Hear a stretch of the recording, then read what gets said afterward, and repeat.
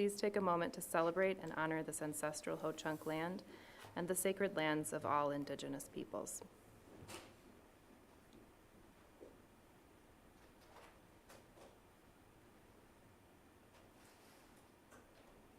Will the secretary please call the roll? Ms. Bowman? Here. Ms. Berkedal? Here. Dr. Garcia? Here. Mr. Jackson? Here. Dr. Jimenez? Here. Mr. Newmeister? Here. Mr. Korberg? Here. Dr. Sprague? Here. Ms. Sukla? A quorum of the Board of Education is present, so the regularly scheduled meeting of March 18th, 2024 is called to order. We will now have the Pledge of Allegiance. Please stand and face the American flag. I pledge allegiance to the flag of the United States of America and to the republic for which it stands, one nation, under God, indivisible, with liberty and justice for all. I'll make a motion to approve the agenda as presented. So tonight's agenda has previously been distributed to the board. We have a motion by Mr. Korberg. Do we have a second? Second by Ms. Sukla. And we'll approve it as submitted unless there's a motion to amend. Right, we'll do a roll call vote. Ms. Berkedal? Aye. Dr. Garcia? Aye. Mr. Jackson? Aye. Dr. Jimenez? Aye. Mr. Newmeister? Aye. Mr. Korberg? Aye. Dr. Sprague? Aye. Ms. Sukla? Aye. Ms. Baumann? Aye. All right, we'll move into our public speaking portion of the agenda. And I earlier didn't see anyone. Looks like nobody's registered to speak. So we'll move into our school showcases. We are featuring two things tonight, the agriculture program and the alternative pathways to licensure. So we'll first hear from Brooks Luke. Did I say your name right? Yep. Yeah, okay. Who is the FFA advisor and an agriculture teacher. Do you want to take a moment to step up to the podium? Or anybody representing the program?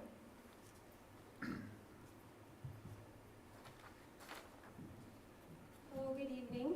Brooks had a chance to be introduced, but I wanted to go ahead and start real quickly. I'm Britta Rotering, the Supervisor of Career and Technical Education for the school district. And Brooks is joining us tonight to showcase our new agri-science program. It's in its first year in the school district of La Crosse. And then also our attached career and technical student organization, FFA. We are very excited about the first year in its programming and our expansion. So I'd like to turn it over to Brooks.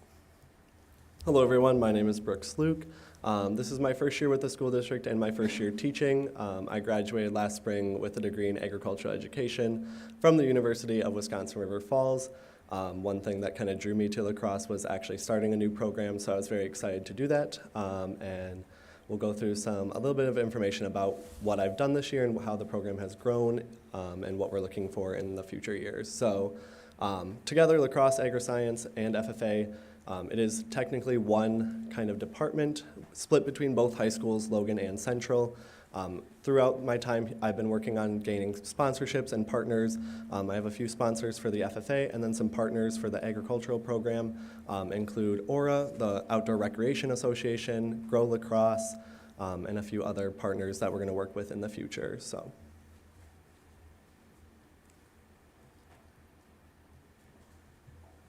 for the agricultural classes, right now we offer two classes. One is Introduction to Agriculture.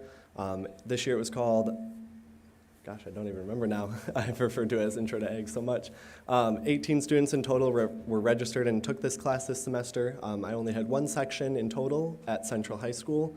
The topics that we covered included just a general introduction to agriculture, animal science, plant science, some natural resource and environmental science, power, structural, and mechanical systems, as well as food science and agribusiness.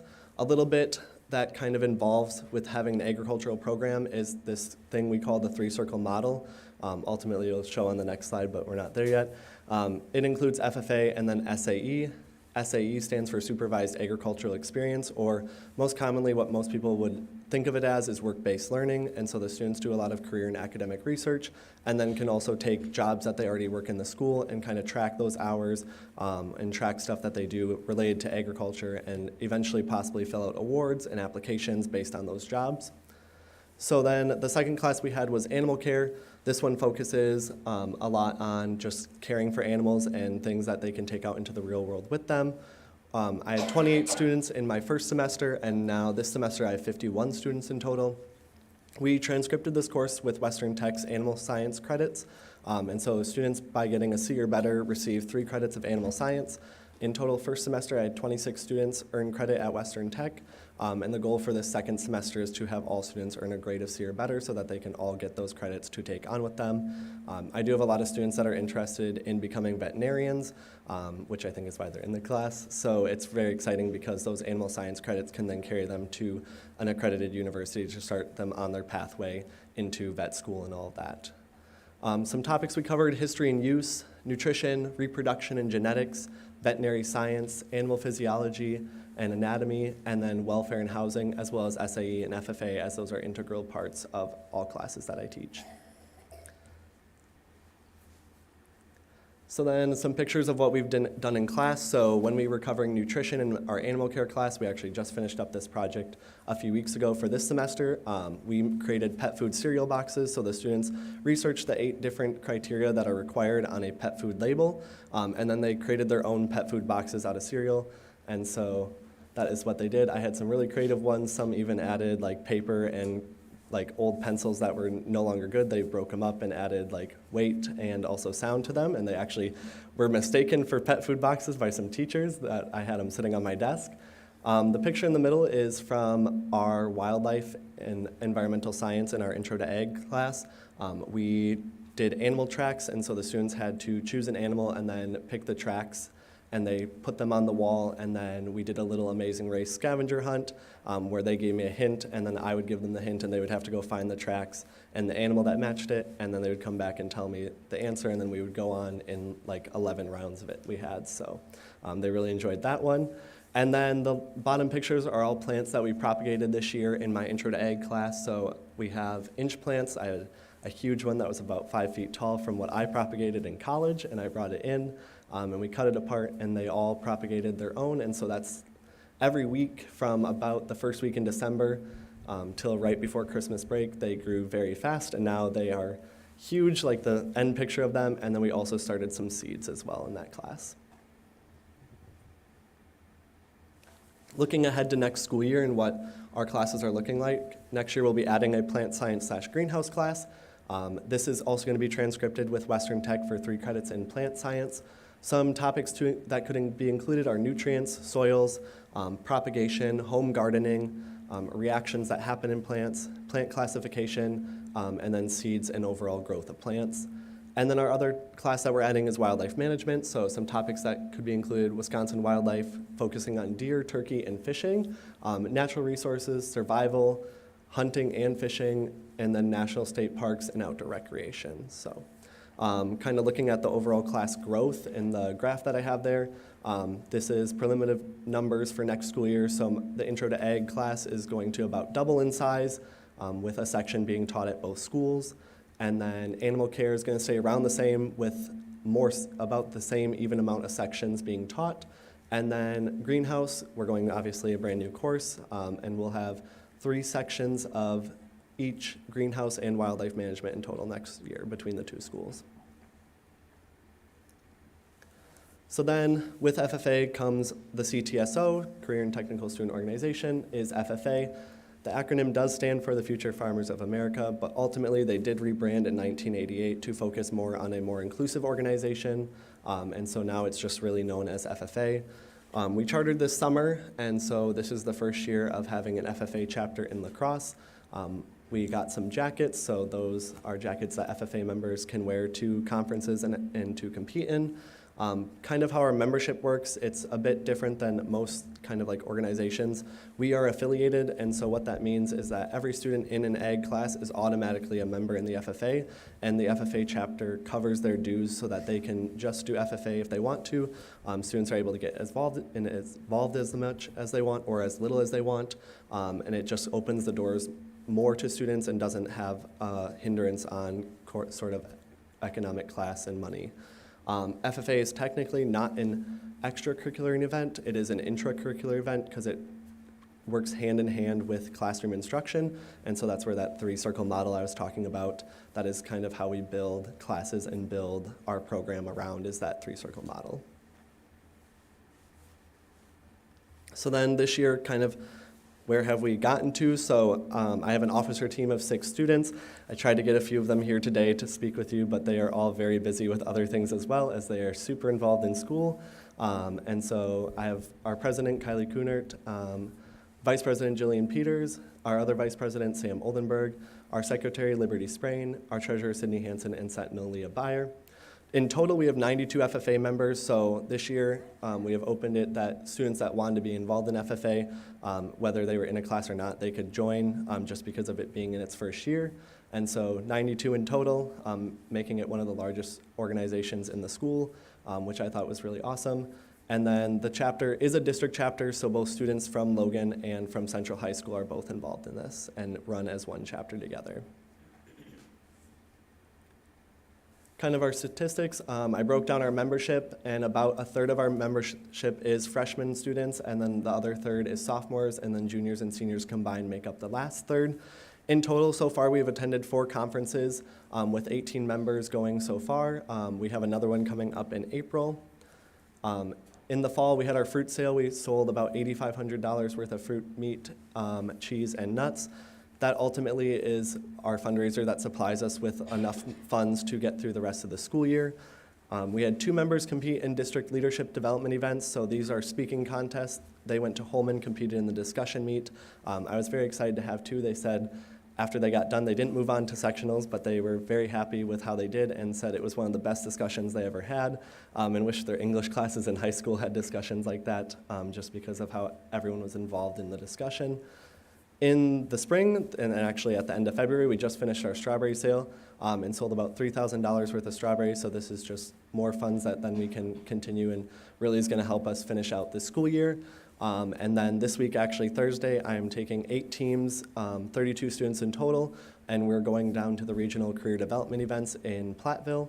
And these events are basically judging contests that focus on different careers. So I have a vet science team, livestock, dairy, ag mechanics, and a bunch of others. So I'm very excited to see how they do, and hopefully we'll have a few teams move on to state at Madison. So. And then here's some pictures from some different events we went to. We were at the Farm Forum Conference in February, which is the 2 over on the left-hand side. And then the bottom 2 are from each year. The state officer for the area comes and visits and does a chapter visit. And so Jesse Thompson from Galesville Ettrick Trempealeau came to school and worked with my classes, did some leadership activities, did some activities based on FFA stuff. And then the top picture is another conference we went to in November up in Green Bay. That should be it. Do you guys have any questions for me? I do have one quick question before I turn it over to the board. Can you talk a little bit more about the greenhouse class? So is it a requirement that students complete intro to ag before getting into that class, or are these kind of, is that like the feeder course, or how does that work? So ultimately, we haven't set it up for that intro to ag to be a feeder course yet. I think in the future that is definitely something we're looking at, but we want to be able to have students take any course at any time right now until the program is at a steady growth where we feel comfortable that we can start to implement course objectives and saying that you need to take the intro to ag before you start to feed into the other classes. So, yeah. Questions from other board members? So your membership in FFA includes students that aren't enrolled in courses. So for the courses that you have, what year are most of the students? Are most of them freshmen and sophomore? Yeah, I have a majority freshman and sophomore. I would say first semester it was looking more split, about a quarter each in the grades, but then this semester I think it's more split that freshmen and sophomores make up about 50% or more of the students in my classes. And you teach at Central? I teach at both schools. I teach 2 classes at Central and then 1 at Logan, and then a little bit of tech ed. So. My other question was more for administration. How does the district go about deciding to add a new program like this? I mean, there's obviously cost to that, and how is it? I mean, clearly it's appreciated by the students, and having grown up on a big dairy farm, I'm happy to hear all this, but I'm curious how the process is to add a new type of program. Yeah, the course addition process, we start by, looking at what an ideal program of study would look like, and we want a comprehensive high school. We want to be able to offer all the sorts of things that kids would want to get involved in. And an identified weakness that we'd had for a number of years was an ag program. We simply didn't have one. It didn't have a qualified teacher, didn't have those programs, and so it was a known deficiency that we've had in just trying to find the right timing, the right opportunity. And we were able to add that. As it relates to other types of courses, it usually comes from the teachers themselves who are there with the students, seeing what their interests are, curious about what's going on, and they make those course requests through our curriculum and instruction folks, and those are vetted each year, and we think about what to add and where and how. And there's a process for reviewing those course requests. So it usually comes from teachers. This was identified as more of a district priority to ensure that we have a comprehensive high school that offers all of the opportunities that we would want kids to have access to.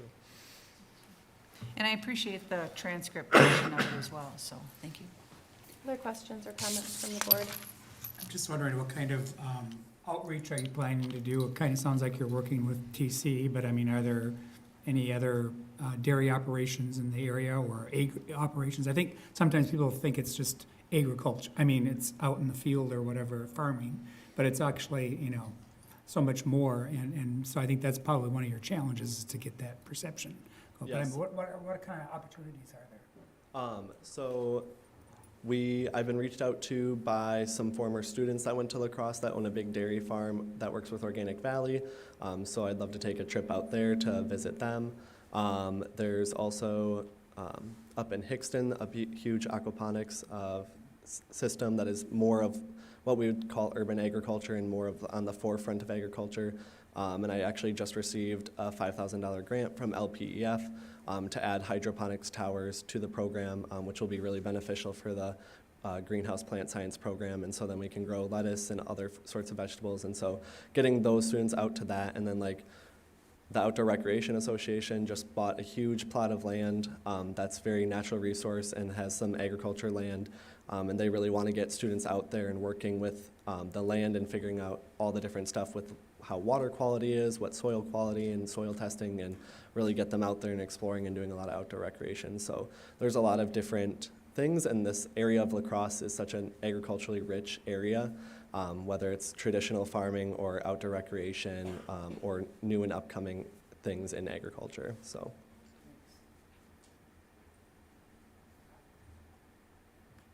Other questions or comments from board members? Thank you so much for being here. Thank you. Thank you.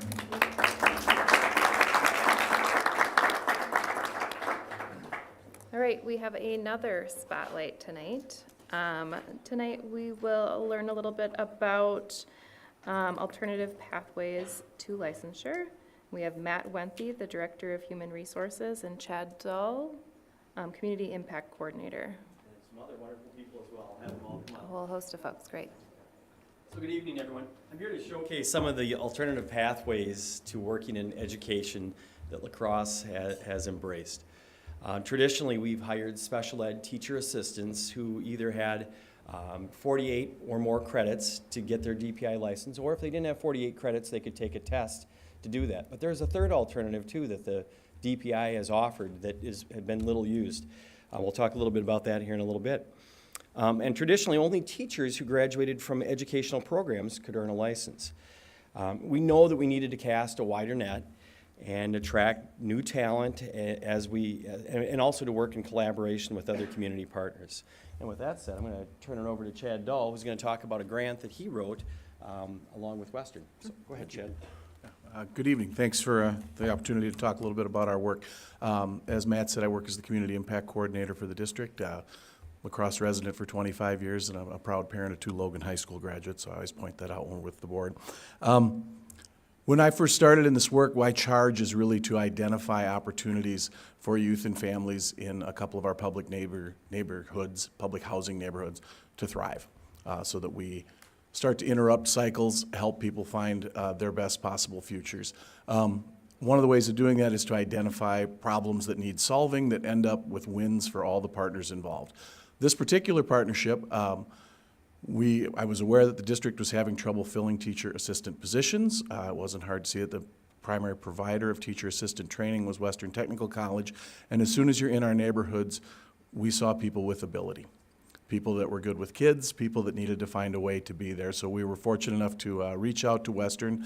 I wish I could say I wrote the grant. I helped them write their grant, where they brought a considerable amount of resources, including a full-time person who you'll meet in a little bit, to create pathways to education careers in our neighborhood centers. It's been powerful work to watch, to see families really finding important work, meaningful work, connecting with kids who are seeing people from their neighborhoods, succeeding in our schools. I think, there's really, even though we're in the early phases, there's great potential for this work.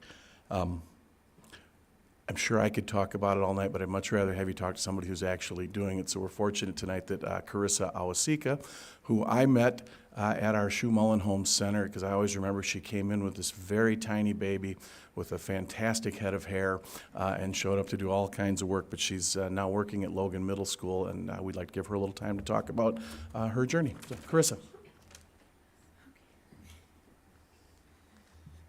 I have some little bullet points. I'm Carissa Awasika, and I'm a full-time teacher assistant at Logan Middle School currently. I was contacted by the community worker at the Shoe Mullen Homes if I was interested, and I was currently working at Quick Trip, and I was like, well, maybe.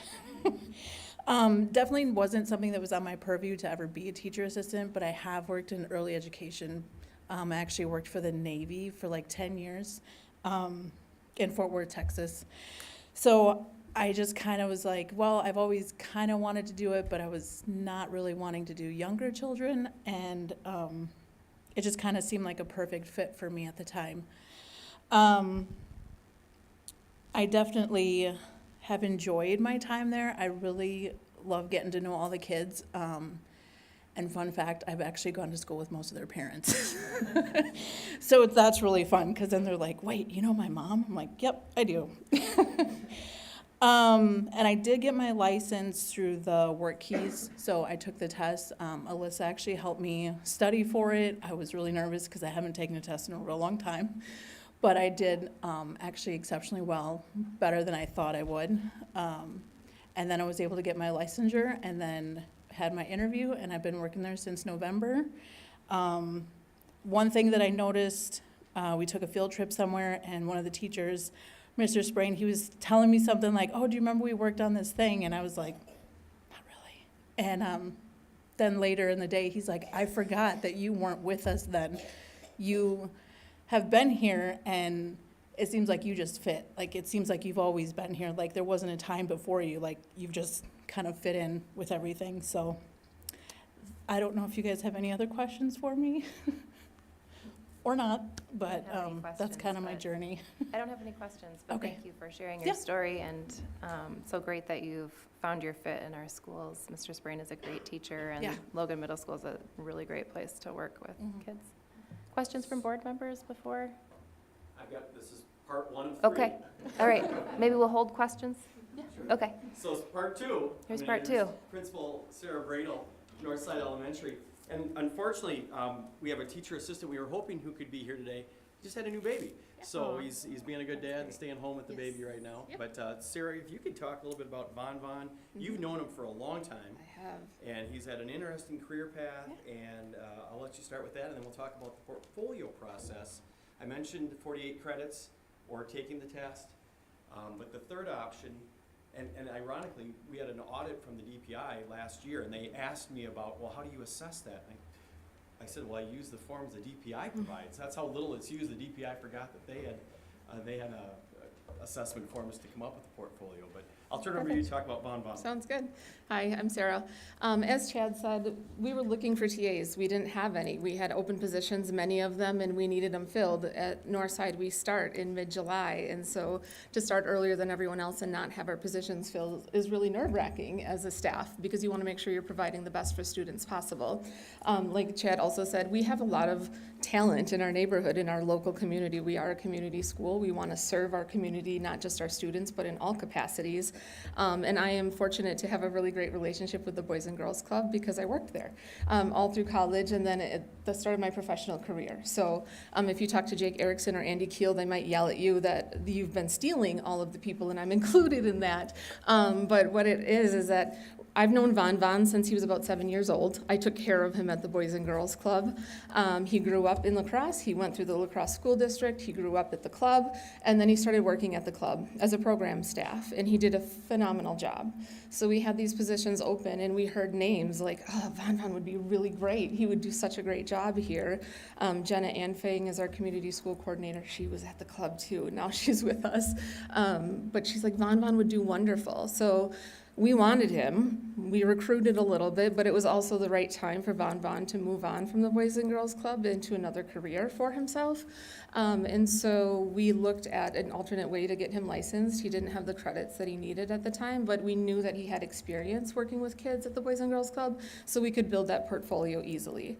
And so we got him started with that, and Alyssa from TC has been amazing to work with through this program. So she has been coming to Northside once a week to meet with Von and JoJo too, another person who's gone through this program to get their portfolio done for licensure, to work through the portfolio process with them. And then also she's connected with our community school coordinator, our special ed supervisor, and some other people to make sure that we have all the components in place to support them. Alyssa, could you talk a little bit about what that portfolio looks like and how you help them create that? Yeah, so there's 5 standards on the portfolio, and they go from anywhere of talking about professionalism as a teacher's assistant to directly interacting with students and with their behavior, and then also how to modify and look at assignments from different perspectives for students with learning disabilities. So it really relies on looking at past work experience that the teacher assistant has had and creating a list of examples and then kind of reflecting on that list and about how they can improve, how they can continue to use that, and why that work's really important as a teacher's assistant. So I met with Von and JoJo once a week for about a half hour to an hour, depending on how much time they had to kind of work through that and get that going. And once they completed that and it was approved by the district, with Von, JoJo, and again with Crosse, we've now been working on helping them obtain some Western Technical College credit for the work that they're doing in the district. So doing some work, like they call it credit for prior learning, so getting credit for the work that they're doing on the job. So I meet with them each still for about an hour a week to just kind of do some reflections and create a portfolio and things like that to obtain that credit. So. And to clarify, we were able to hire Von. We hired him originally because he couldn't get a license as a DPI, a special ed teacher assistant. Initially, we hired him as a substitute regular ed TA, but that gave him the experience to create the portfolio, which led to the license. So I think with Von, JoJo, and with Crosse, it's like the definition of our community school model is to build up our community so that we can build a self-sustaining community where we are providing jobs and opportunities and making sure that families are stable, but also bringing community members into our building to show like this is who we are. So we're owning our school and providing opportunities for our students to see themselves and the people that work there and people that they know. Like so many of our students have connections to JoJo and Von and they get so excited to see them or see them on the weekends, and they get to talk about all of these experiences that they have together. So it's been a great opportunity. Thank you. Thanks, Sam. So part 3 is the alternative pathways for teachers. And I'm going to have Kevin Sandstrom come on over. You might recognize Kevin if you watched WKBT last fall. Is that right? He was March and April, about a year. There we go. I was a little off here. He was the teacher award winner for WKBT. But he had an interesting path to get there. And Kevin, if you could share, I guess first off, just your college and initial career path, and then secondly, how were you drawn to teaching? Well, I think it's important, college and initial career path. I think when I first went to college, I didn't have an initial career path. And that led to some struggles. I came to UWL here in 2010 from Rhinelander High School. I did 2 years here, but I probably only received about a year's worth of credits. So I went back to Rhinelander, kind of get my head together, figure out what is it we're going to do, a bunch of odd jobs, that kind of thing. And while I was there, my siblings played hockey, and I got an opportunity to coach one of my siblings in hockey, and found like a calling to working in sports with kids, things like that. And somebody who I had also coached that same year said, hey, there's this after-school program. It's called Champs. They run it at the elementary school from 2 to 5:30. Like, I don't know what you're doing in the afternoons, but if you're available, you should look into that. So about 2013, I looked into that, and it was fantastic. It gave me the agency to work with students on my own, plan my own lessons, work with educators who were certified, who could kind of show me the ropes, and these were like hour-long lesson plans, things like that, kind of get my feet in the water and realize that I excelled at that job, that I enjoyed that job, that I had educators or principals or people at that building telling me, like, why aren't you going into teaching?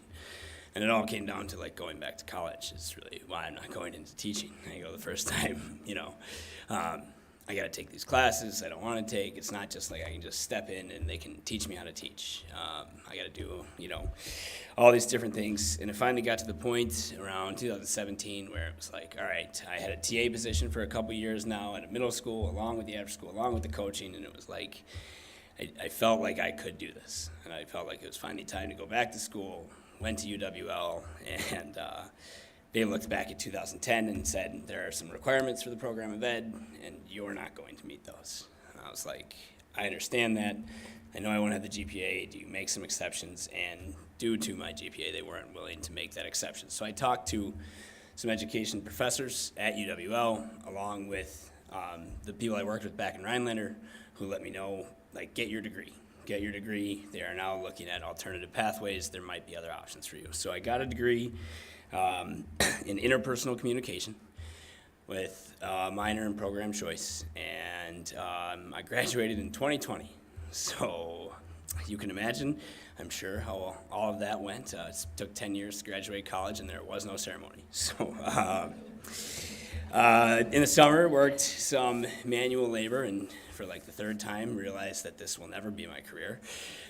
In the fall, health insurance was something that I needed. We had a pandemic going on. It was something that was essential, and there were a lot of TA positions open in the school district of La Crosse. I didn't have any idea what it'd be like because people were all still virtual in the fall of 2020. And I got in as a cross-cat special education TA, and it was fantastic. I got to work with kids with higher needs in a one-on-one or a small group setting. And then when school kind of fully resumed, or half resumed, in the spring of 21, I got to go into classrooms at Logan Middle School with an incredible 6th grade staff, where once again I got to have those interactions one-on-one or small group, where I got to learn what it's like to be able to help kids in those settings, but also got to learn from an incredible group of educators how to run a classroom, how to manage all behaviors, how to, again, further lesson plan and do those things. So I came back in 21, and again, it was kind of that, man, I'm a TA, it's fun, it's great, but I feel like there's something more here. And someone who I had worked with, I worked at the airport. She was a teacher in Elko, and she sent me this. She's like, check out this certification. It's a program. It's all online. It's all on your own pacing. Because I had looked at Viterbo, and either the price, the student teaching, the classes, I'm like, well, I can't do this and keep my job. It's just too much going on. So then I'm going to interrupt just for a second. You go ahead. I took a phone call. I took a phone call from Kevin, and he asked me about the ABCTE, American Board of Certification of Teacher Excellence. Thank you. ABCTE. And he told me about it. I was like, this sounds too good to be true, but I'll look into it. Let me check it out. And I went to the DPI, and by golly, they have offered that. That's a newly approved certification process.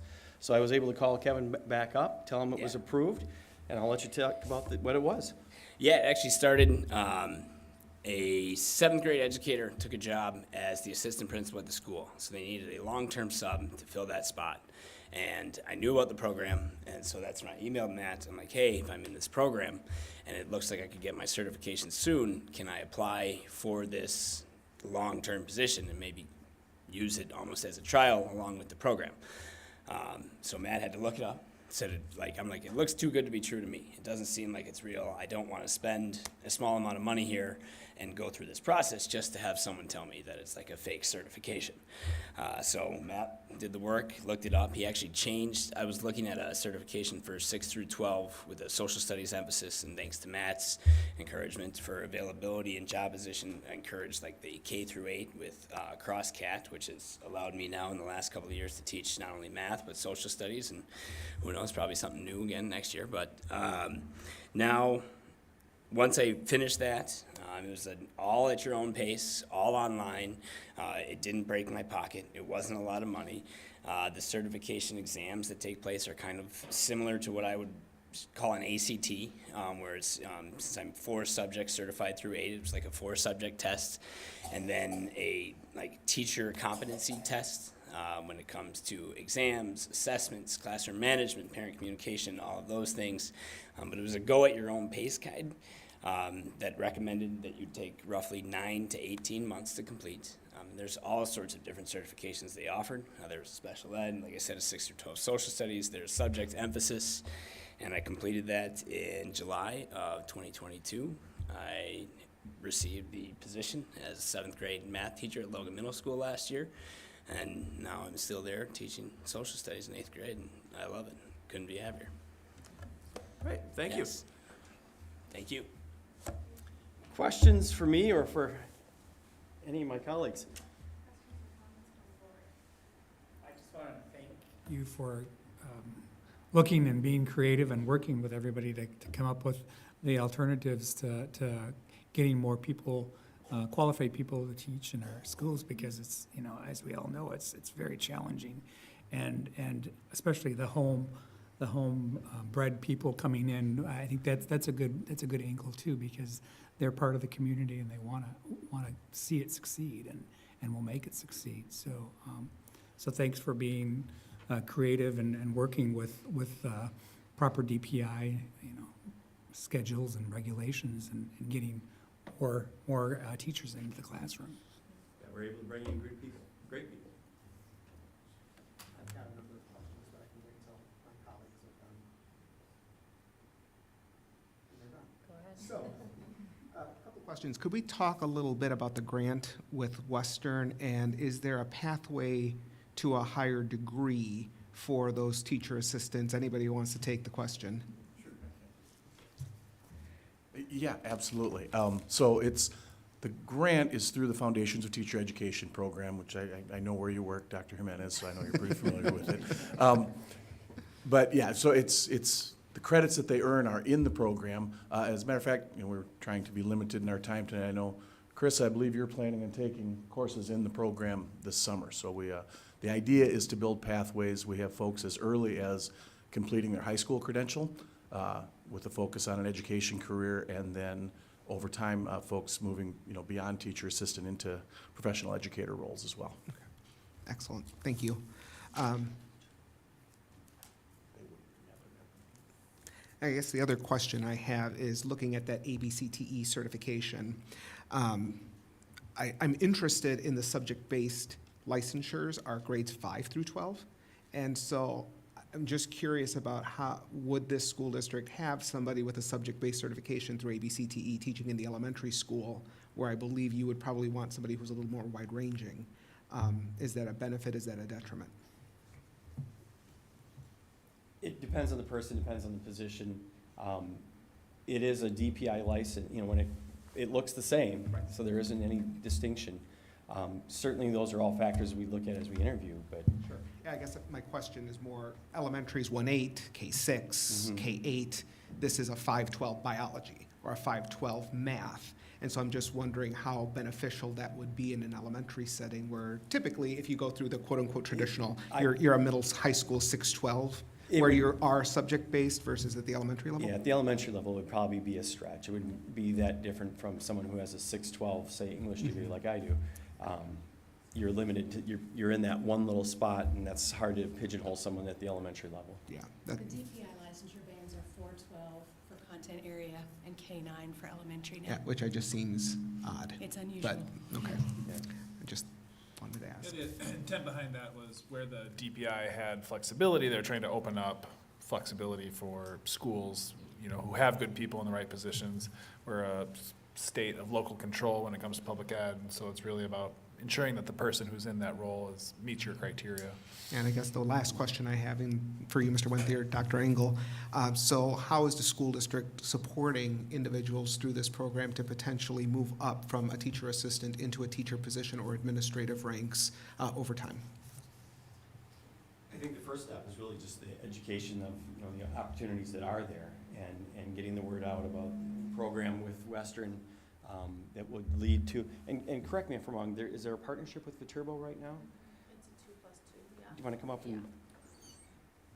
So, in part of the work that we've been doing at Western is looking at our own curriculum and our own partnerships and how we can make these it easier to become go from teacher assistant to teacher. And so currently with Western, Western has a partnership 2+2 program with Viterbo, and so it's guaranteed that if somebody graduates from Western and went into the teacher of education program, they only need 2 more years at Viterbo to become a teacher, and it's guaranteed to fit within that two-year span. So, and they just approved the ability to have some credit for her prior learning, and be able to earn some of that credit and through work experience, not just in the classroom too. So.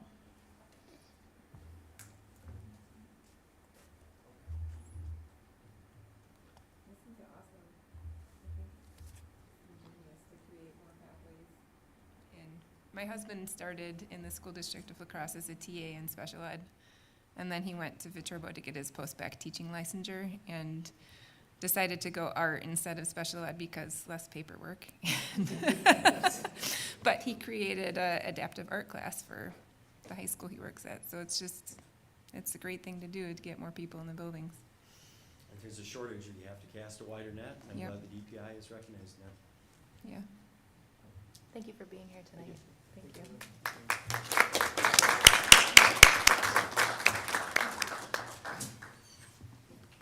All right, we will move on to our consent agendas. The first one we have up is the superintendent's consent agenda.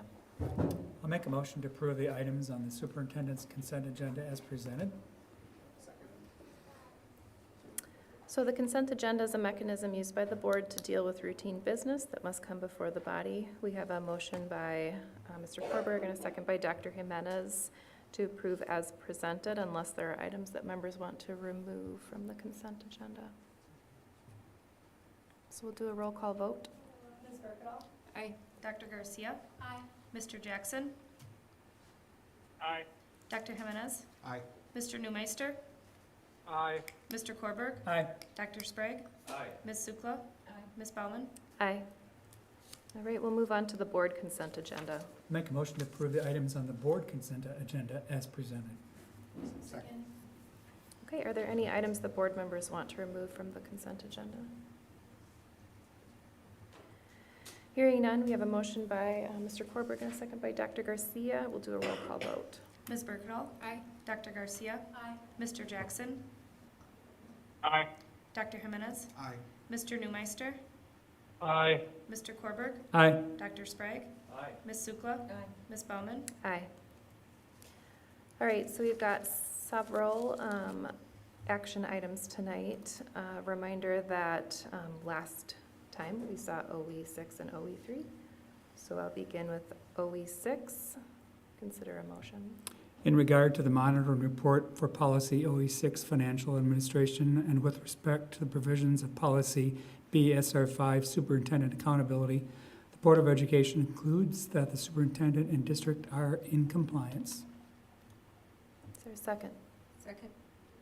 All right, we have a motion by Mr. Korberg and a second by Ms. Berkedal, and we'll do a roll call vote on this. Unless we need to pause for discussion. Maybe I'll pause for discussion first.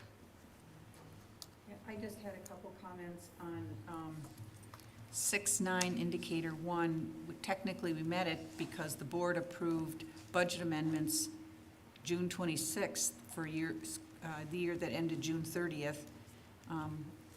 Administration, I disagree on having more frequent budget adjustments, so it's technically met, but I'll leave it at that. 6.13. it says that we're in compliance, and I know that the finding was nitpicky, I think is the technical term we want to use, on the report being late, because it was, and I've been in that position where it was just a small oversight in why they looked at that report being over. I think it should be not in compliance. I personally understand why it happened and don't have any lack of confidence in the staff, but I think that should have been marked differently, but that's just my opinion. And again, it was a finding, so that's the only reason I'm mentioning that, but I think it's one of those picky things auditors have to find. Comments from any other board members? OE6. Ms. Spring, do you have a comment? I do. Okay. I looked into more about the budget amendments. I would reach out to WASB and to DPI.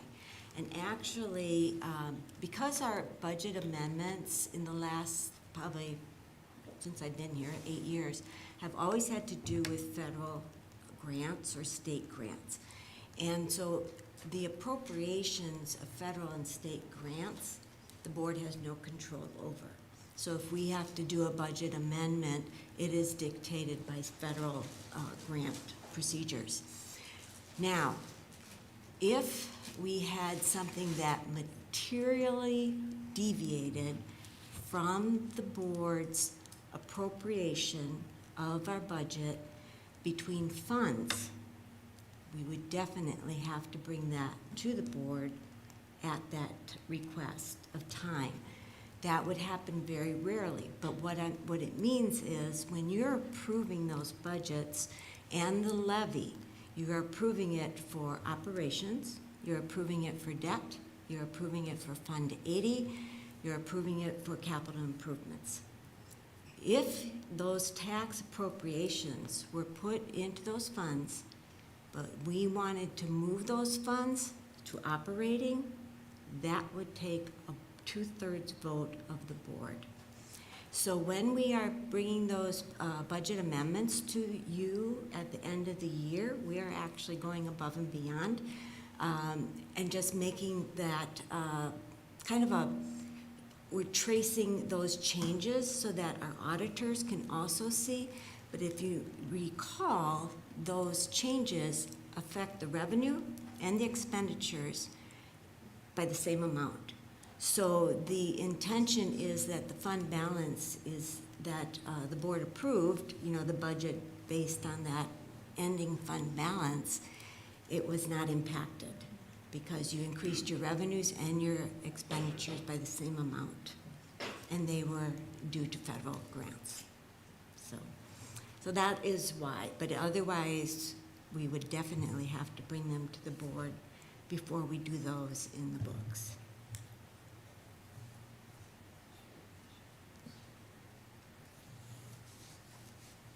All right, so the motion we have is in compliance, and we'll do a vote on that. If that fails, then we could do in compliance with exceptions noted if that's needed. So unless there are other questions or comments, okay, we'll do a roll call vote on this one. Ms. Berkendall? Aye. Dr. Garcia? Aye. Mr. Jackson? Aye. Dr. Jimenez? Aye. Mr. Newmeister? Aye. Mr. Korberg? Aye. Dr. Sprague? Aye. Ms. Sukla? Aye. Ms. Baumann? Aye.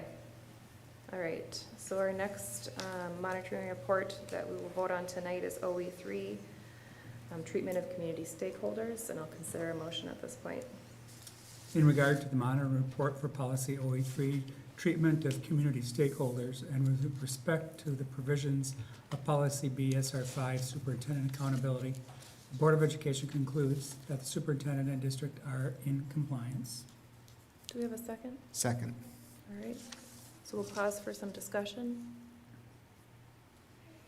if it's needed.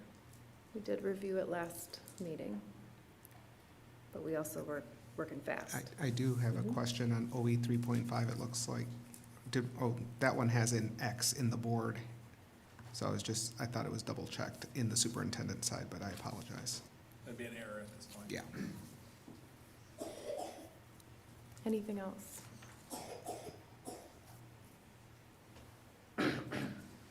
Okay, So we have a motion by Mr. Corbett, and was the second by Dr. Jimenez? Okay, so we'll do a roll call vote on this. Ms. Berkedal? Aye. Dr. Garcia? Aye. Mr. Jackson? Aye. Dr. Jimenez? Aye. Mr. Newmeister? Aye. Mr. Corbett? Aye. Dr. Sprague? Aye. Ms. Sukla? Aye. Aye. Aye. Thank you. Ms. Baumann? Aye. Alrighty, so we'll move into approving some linkage questions for the upcoming district-wide parent committee. So we'll take a motion in a second, then I'll pause for discussion. I'll make a motion to approve the 2023-24 linkage questions for the district-wide parent committee as recommended. Is there a second? Second. Thank you.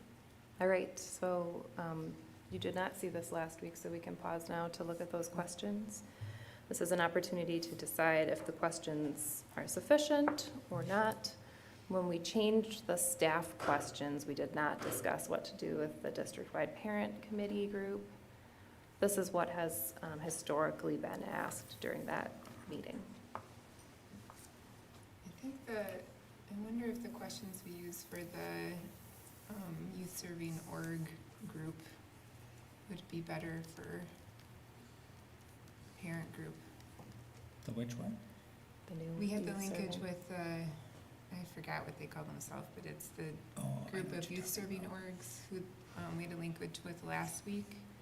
There was 4 questions. The first one was about, what, do you remember? I could pull it up. Laura, you probably have it right at your fingertips. I can pull it up. But it was the best linkage I've ever attended. It was amazing. And I think the questions worked really well for a group of people who aren't teachers, but still interface with the school district. It's thinking. I can read it and then I'll I found send it. to Dan to. When it comes to I got it. Okay. When it comes to educating children, what do you see the school district of La Crosse doing well? They actually had a lot of really positive things to say, and it was amazing. And then the second one was similar to the first one there, but it reads, what do you see as our greatest areas for improvement? And the third question was, how can we continue to work together so that every child every day is successful in our schools? And number 4 was, do you have any additional concerns you'd like to share with the board? I like the second to last question in particular, because I think it, without being leading, encourages people to think about engaging with us in different ways and asking for what they need from us as well. And I agree with Katie, it was a great discussion. It was a really great linkage to be part of. So. Great. Do other board members agree that those 4 seem good, or do we want to wordsmith more? I like those 4. They mirror what we ask staff. What's the motion on the table? The motion is to accept them as they're written here. So if conversation indicates that board members don't want to, individual board members can vote no. If the general consensus appears to be just reusing questions asked at the last linkage, we'll just pop that into the consent agenda next time. Ms. Berkedal, what is the name of the linkage? Do you have that on your document there? CYS, which I think stands for Community Youth Serving Organization, but there's no. Youth Serving Community Organizations? It's CYS linkage is what it says on the document. Well, I'd like to make a motion to amend our main motion by substituting the 4 questions on the CYS linkage with the 3 that are on here. Second. Can I just really quickly ask when the last time these questions were either adopted or revised? Oh, like probably 9 years ago when I was originally on, I mean. They need to be, before that. they need to be updated. Just Yeah, they need to I be think they've been there a long Yeah. time. I like those ones better. Okay, so we have a motion to amend with a second by Ms. Sukla. Ms. Sukla. Okay. So the vote will be on that amendment. First, correct. Okay, so we'll do a roll call vote on that. Ms. Berkedal? Aye. Dr. Garcia? Aye. Mr. Jackson? Aye. Dr. Jimenez? Aye. Mr. Newmeister? Mr. Newmeister? I said aye. I'm sorry. Can you hear me? Yeah, we got you. Thank you. All right, thank you. Mr. Corber? Aye. Dr. Sprague? Aye. Ms. Sukla? Aye. Ms. Baumann? Aye. All right, so we also still have the initial motion that we have to. Yeah, so now the main motion is the adoption of the linkage questions with the 4 we just amended. What's the date of this meeting? This kind Oh, I don't have it memorized, but it's in May typically, yeah. Mid-May sometime. 14? May 14th. In the past, it has been held virtually, but the new board president can determine that. The meeting itself is held virtually. Is it always virtual? So, So for those of you who may be the next president, probably gonna be virtual. Okay, so we'll do a roll call vote. Are we looking, do we have a second? We have the Yeah, because it initial, made it it was, originally. It's Oh. just 'cause it I believe it was kind of Dr. replaced- the Jimenez was the amendment second. replaces this Yep. original. Yep. So, yeah. we're ready? Ms. Bergdahl? Aye. Dr. Garcia? Aye. Mr. Jackson? Aye. Dr. Jimenez? Aye. Mr. Newmeister? Aye. Mr. Corber? Aye. Dr. Sprague? Aye. Ms. Sukla? Aye. Ms. Baumann? Aye. All right, so the next thing for our action items tonight, this was briefly discussed during our board self-evaluation last week, so I'll consider a motion and a second, and then we can discuss if needed. So move. Second. All right, pausing for discussion. So for the, let me make sure I'm on the right thing here. Just so the public understands what we're changing and why we're changing it. So we're making a slight change to our board job description. The job description that was written in the past referenced a committee that's no longer in existence. And so we wanted to update our policy to make it more clear that we don't have that committee. The topic itself is around the audit and the procurement of an independent auditor. And technically, the auditor works for the board, reviewing the work of the staff. And so the board should have a role in procurement of that. And so instead of having that finance committee, which doesn't exist, we're inserting the board treasurer to be part of that. But that way, the board is still part of that procurement of our audit. So that, I just want to be clear for the public, that's what the change is. Thank you for that addition. Any other comments, questions? Should the reviewed or revised date be updated? I think we will update that within board docs, Sorry, what was the question? the reviewed and revised dates. Yep, I do that after it goes through the Okay. second and final reading. Okay, so we had a motion by Ms. Sukla, and was it a second by Ms. Berkedal? So do a roll call vote on this one. Ms. Berkedal? Aye. Dr. Garcia? Aye. Mr. Jackson? Aye. Dr. Jimenez? Aye. Mr. Newmeister? Aye. Mr. Corber? Aye. Dr. Sprague? Aye. Ms. Sukla? Aye. Ms. Baumann? Aye. All right, so we're moving on to another action, and I want to just let folks know if the first motion isn't what the board agrees on, we can take steps after that. This is just to get the conversation going. So there are 2 options written out, and that'll open up discussion. I'll consider a motion. Does the motion have to be to adopt one or the other? I Unless, move. I mean, unless you have a completely different one that you want to. Well, unless there's others, and it doesn't have to be seconded and it doesn't move forward, but I will move to approve the referendum question language option number 2 and direct the superintendent to initiate the development of the referendum resolution. Second. Okay, I'll pause for discussion here. So option number 2, let's open that one up. So that one is the one that includes both the Emerson Spence consolidation at the Hogan site as well as additions to State Road and closing the Hinchin Elementary School site. I have a We'll question. pause now. Yep. So the specific language as written here for additions to State Road mentions only additional classrooms. My understanding from previous planning, and I know that those were old estimates, we would have to get new revised work done, right? Included a possibility of either new cafeteria space or gym space. What's indicated there with the monetary amount is a gymnasium as well. And so we can update that language when we send this off to ensure that it includes that, so folks know exactly what's coming. That's an oversight on our part when we communicated with our legal counsel. So this includes 6 classrooms and a gymnasium. So a reminder too, for those of you who had a chance to read Dr. Engel's email tonight, because we have to get this all wordsmithed by legal counsel in order to include mill rate impact and all that stuff. This is not the last step, but this would be a resolution that would lead us to that last step at our next meeting. Laura has passed around your availability, like asking your availability if we want to have a meeting next week on Monday to do that, a special meeting. Otherwise, that last step would be delayed until April 15th, which is 4 weeks away. I didn't get an email. It's in the board updates email, that the general updates, I believe. When was that sent, tonight? No. Friday Yeah. from Dr. Engel. Oh, yeah, I did get that.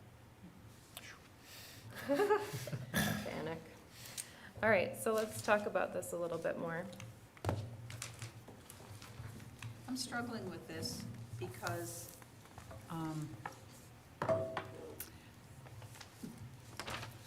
so we're dealing with 2 issues. We have old buildings and we have a budget problem. And the budget problem didn't happen in a short period of time and can't be solved in a short period of time. And so pushing ourselves to solve everything in one fell swoop, would be ideal, but I don't feel like if we can't do that, then let's at least get the biggest chunk taken care of. In my opinion, if the building, the proposal to, the referendum to build a building here, which this includes combining Emerson and Spence, were to fail, I think one of the options we would look at is we would then look at, because we continue to have old buildings, look at combining Spence and Hinchin in a school site, probably on the Spence site. At least I think would be a logical discussion if that first one were to fail. So by putting these together, we now play our hand on what happens to Hinchin, because again, I think if the proposal to build here were to not be successful in the community, I'm certainly hoping it is, and I'll do everything I can to help make that happen, but if that were to not be successful, I just think the way this is written, this plays our hand in a different way. That it pushes us too far ahead, that I don't think that we're ready for that, and I'm concerned that we are going to lose support in the community to get the biggest piece of it done. That's where I continue to struggle. We still have the other portion of the budget that's still unanswered. I get that. We still have work to do on that. I'm not saying we don't, but if we don't get the referendum passed, we don't get anything done. And so that's where I'm struggling, and would love to hear what other board members have to say, because I just keep coming back to that point in my mind, but I'd like to hear other ideas to help me advance my thinking. What's the impact, again, like talking per 100,000 for the, just the Spence and Emerson? Or the difference between option 1 and option 2, like what's the difference in the mill rate? Yeah. Let me grab that real quick. Okay, while Dr. Engel is grabbing that, do other people want to keep the conversation going? Sure. Here's where I'm at. We tried to do a consolidation at the high school level.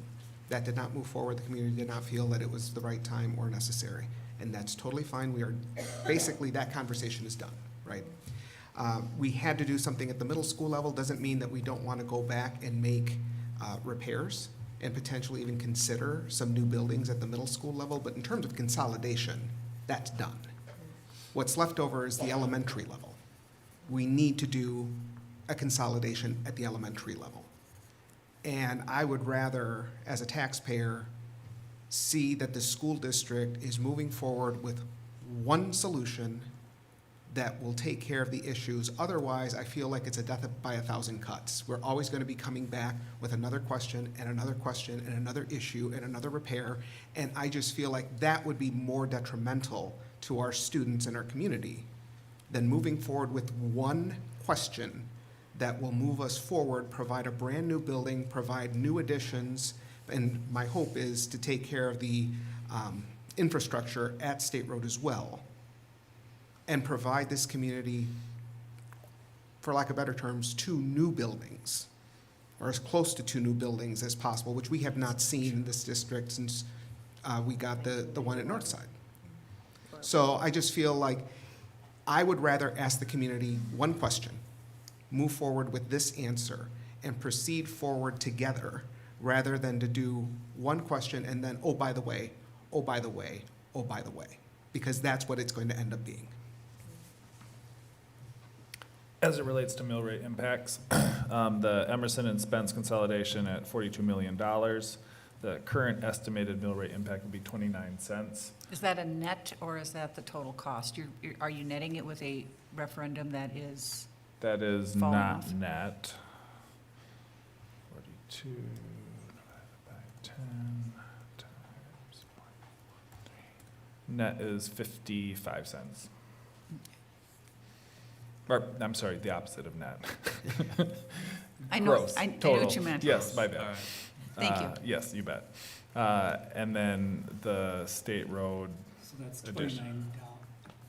approximately. $29 per 100,000 increase in taxes over the prior year.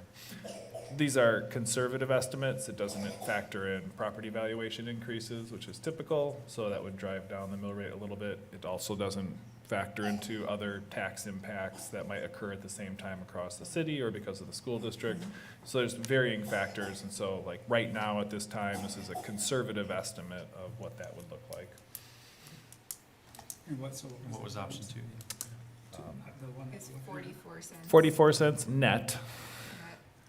Which is a 50, I mean, it's, if your house is $200,000, it would be $30 extra a year to add on to State Road and include Hinchin into there than if we just did the Emerson Spence consolidation. It's not a huge amount.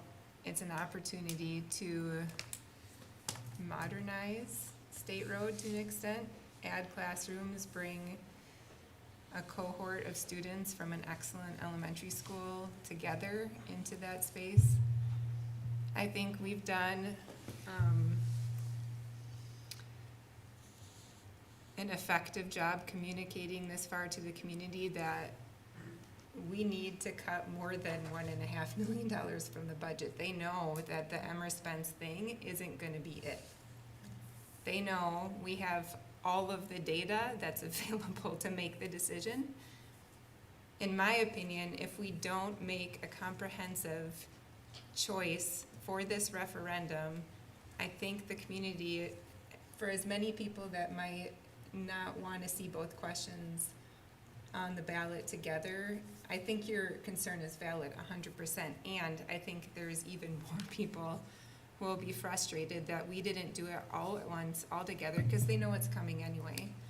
And I think that lack of transparency of not identifying the full picture would be enough to tank the referendum. I think right now, the folks who are concerned about the cost of the second part of it, we will have a lot of time to get out into the community and explain things like, actually, that second part equals $30 a year if your home is valued $200,000, right?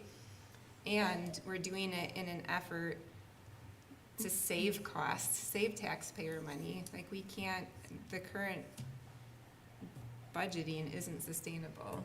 Like, we need to right-size the district so we can prioritize with the money we have, educating our children. And this brings 2 projects together that both provide value adds to those school communities, even though there is gonna be some tough parts to it, right? Like, changing schools isn't easy. But knowing that any way this shakes out, schools are gonna close. I would rather have a school close and move into something new than to just close outright and the kids go to a variety of different schools.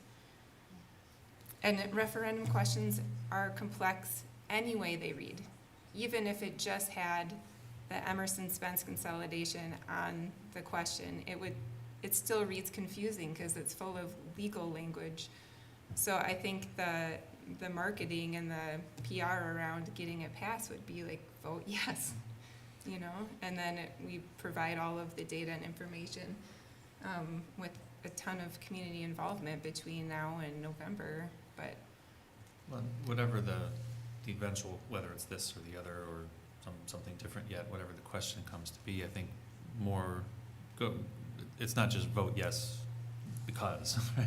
Right. It's vote yes because I think Mr. Dahl said in his comments earlier something really nice. We're trying to find as many wins for as many constituents and partners here as possible, and building capacity while also addressing the facility issues we have, I think is emblematic of wise long-term planning. And my hope is that as we do go to the community, we can see, we can see the ways of talking about what this allows us to do. What are the opportunities that this affords us, not just the issues that it solves or the mill rate, which obviously people care about. That's going to get talked up and down. I want to make sure we're also talking about what are the benefits that we're adding here. And if we have time in this discussion, I wanted to think about with option 2 specifically because it addresses one of the plans that we had seen for Hinchin earlier.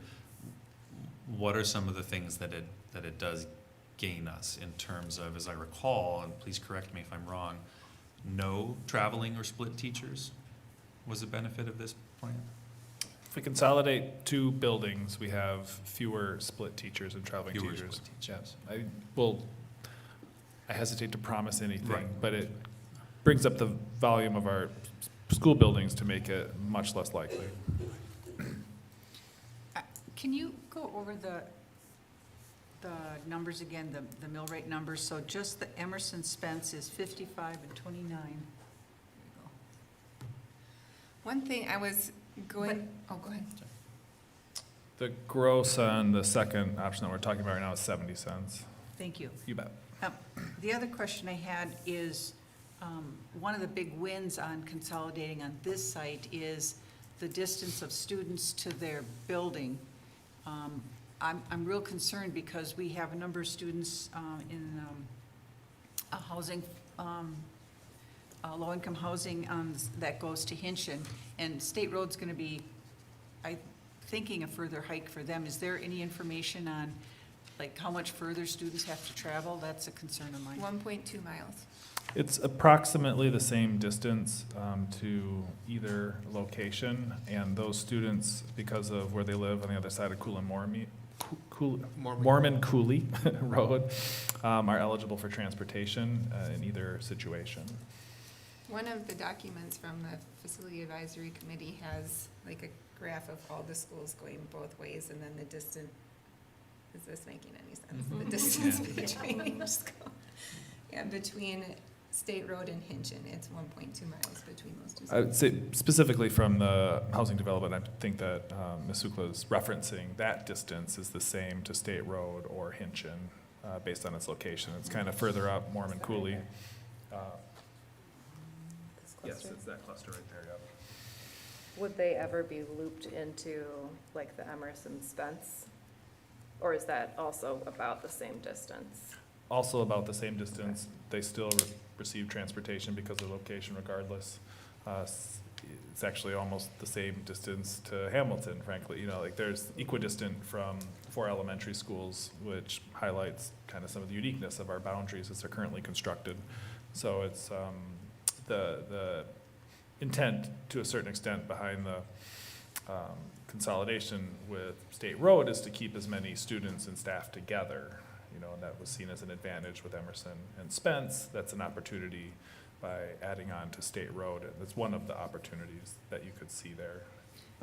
So help me understand, there's how many classrooms at Hinchin, and we're building 8 more on State Road? Is there a capacity at State Road? Again, I want for public understanding.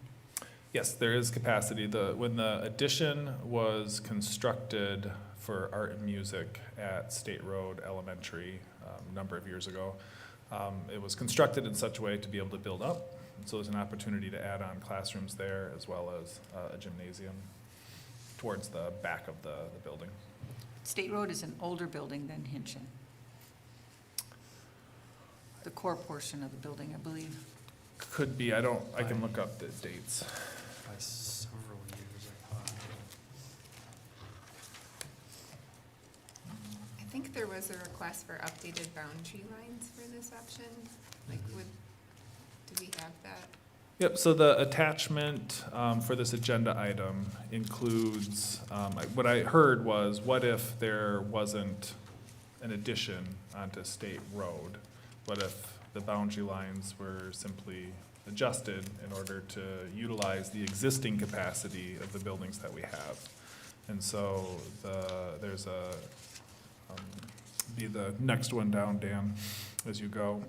It's referendum number 1 and close Hinchin. And so it shows, trying to be somewhat logical about the boundaries, and it divides it up into 4 different sections to keep kids closer to the elementary schools that might otherwise be near. So does this referendum close Hinchin, does that include building onto State Road? It would not need to. This one doesn't either.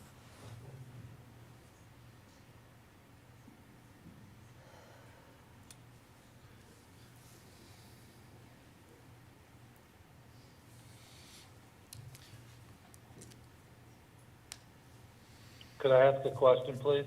Yep, go ahead. Thank you. While we're talking about this, I think Deb brings up a good point, but the comebacks were also great points, so I appreciate that. I have a question on the household average.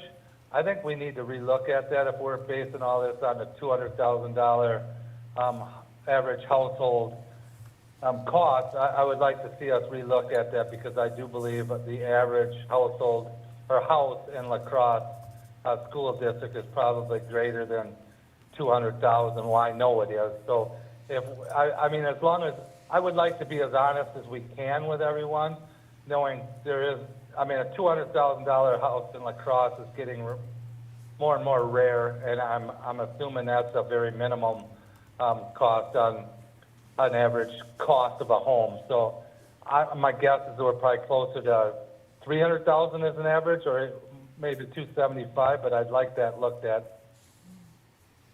Yeah, people use mill rates a lot of different ways because the values of homes vary by individual, and sometimes people only ever report them as like per $100,000 of value. Historically, we've done 200,000, but 4 years ago, that might have been more close to the case. Your point is well taken, Mr. Newmeister. I think per 1,000 is not equal. I would agree, Mr. Korberg. So the proposal we're looking at there, does that include leaving soda at Hinchin? Or does it move soda to Northwoods, as we were kind of talking? Hamilton. It would include Hamilton, leaving sorry. soda at Hamilton. There's sufficient capacity there. And Ms. Sukla, you are correct. State Road was built in 1957 with additions in 59, 69, 89, and 2013. Hinchin Elementary built in 1968 and 1971. When we look at the average square foot age, when we think about additions and the square foot age, in that case, State Road is 46 years old and Hinchin is 53 years old. And so the age of those additions has kind of made it newer in some ways, although the older portion is certainly older than Hinchin.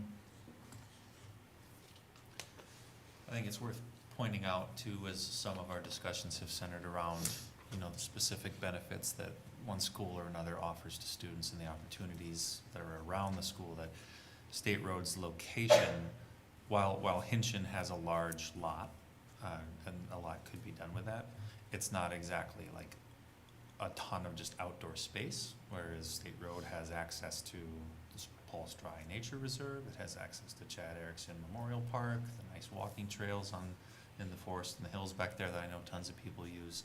So it does have some of that draw of being in an outdoor wooded area that students can take advantage of, which is a good thing. And that's true whether we add on to it or not. It is where it is. So. Well, for me, one of the things I'm thinking of, the advantage of this referendum one here, the one that is. Without the addition.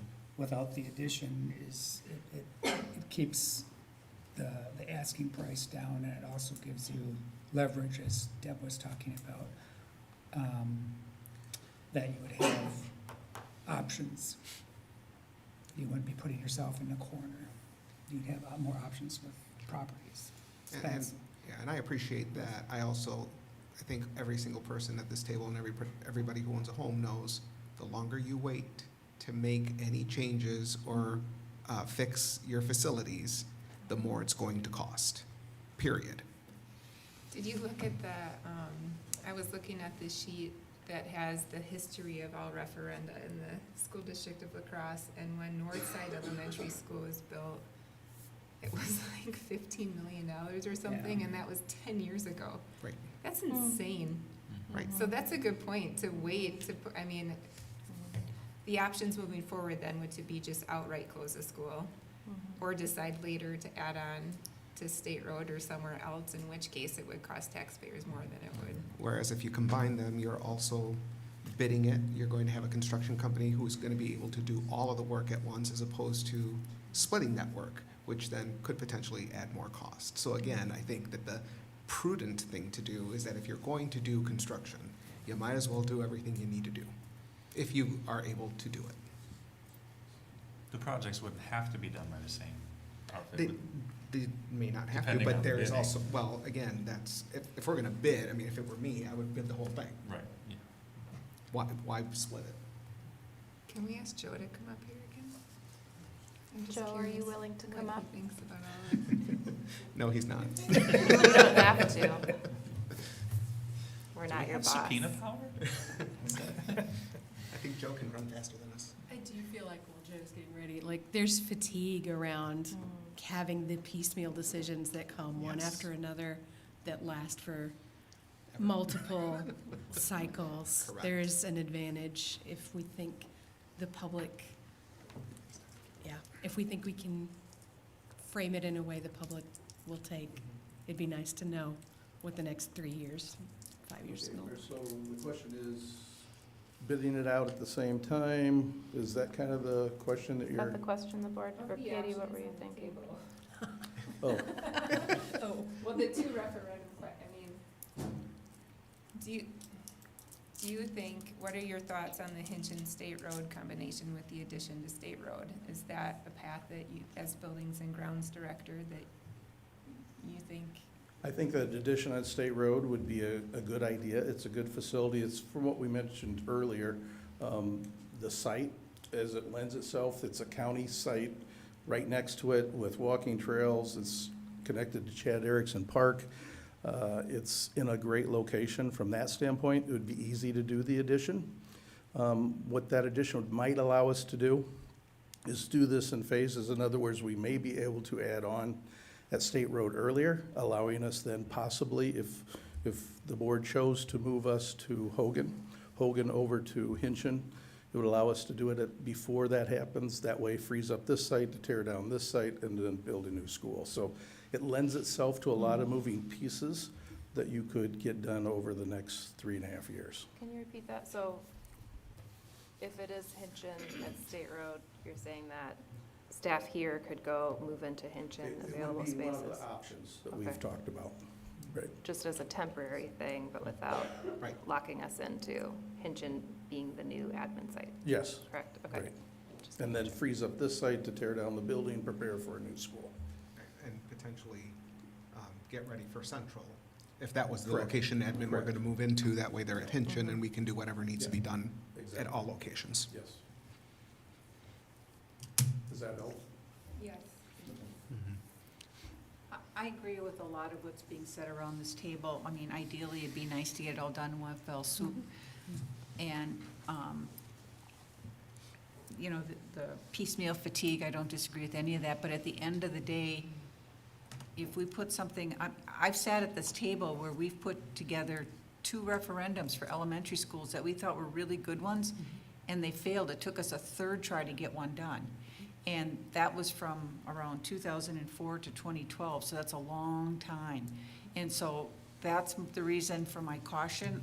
I feel, again, it would be ideal to get it all done in one fell swoop. I just want to make sure that whatever we put out there can get done, because otherwise we haven't done anything to solve our budget problems. We haven't, and all we've done is frustrate the community. So I want you to understand my caution isn't about anything other than when we have to make changes for students, that we do it, we put something out there that's the best one that's gonna happen, and again, if we put the most ideal one out there and it can't be supported by the community, we've gained nothing other than wasted some time. Well, I don't know if I would characterize it as wasting time, right? I mean, Well, I it's think time that's I think we put together the best plan possible for the community, and the referendum is an opportunity for the community to vote on whether that is something that they can agree to or not. I think that any work done on a referendum, even the high school referendum, there are positives to come from whatever the vote is at the end.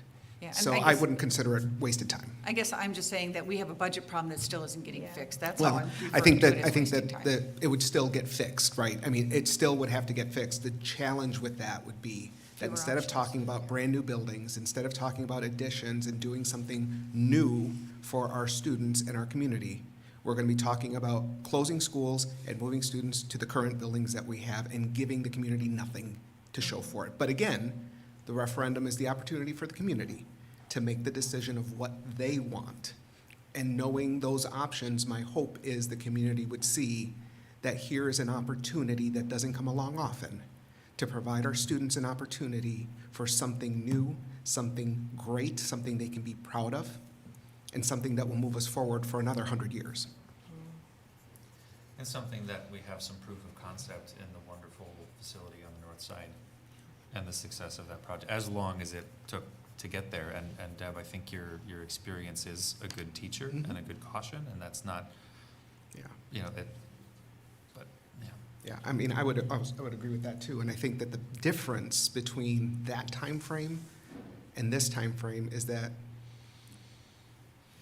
crudely speaking, we were a little more flush back then.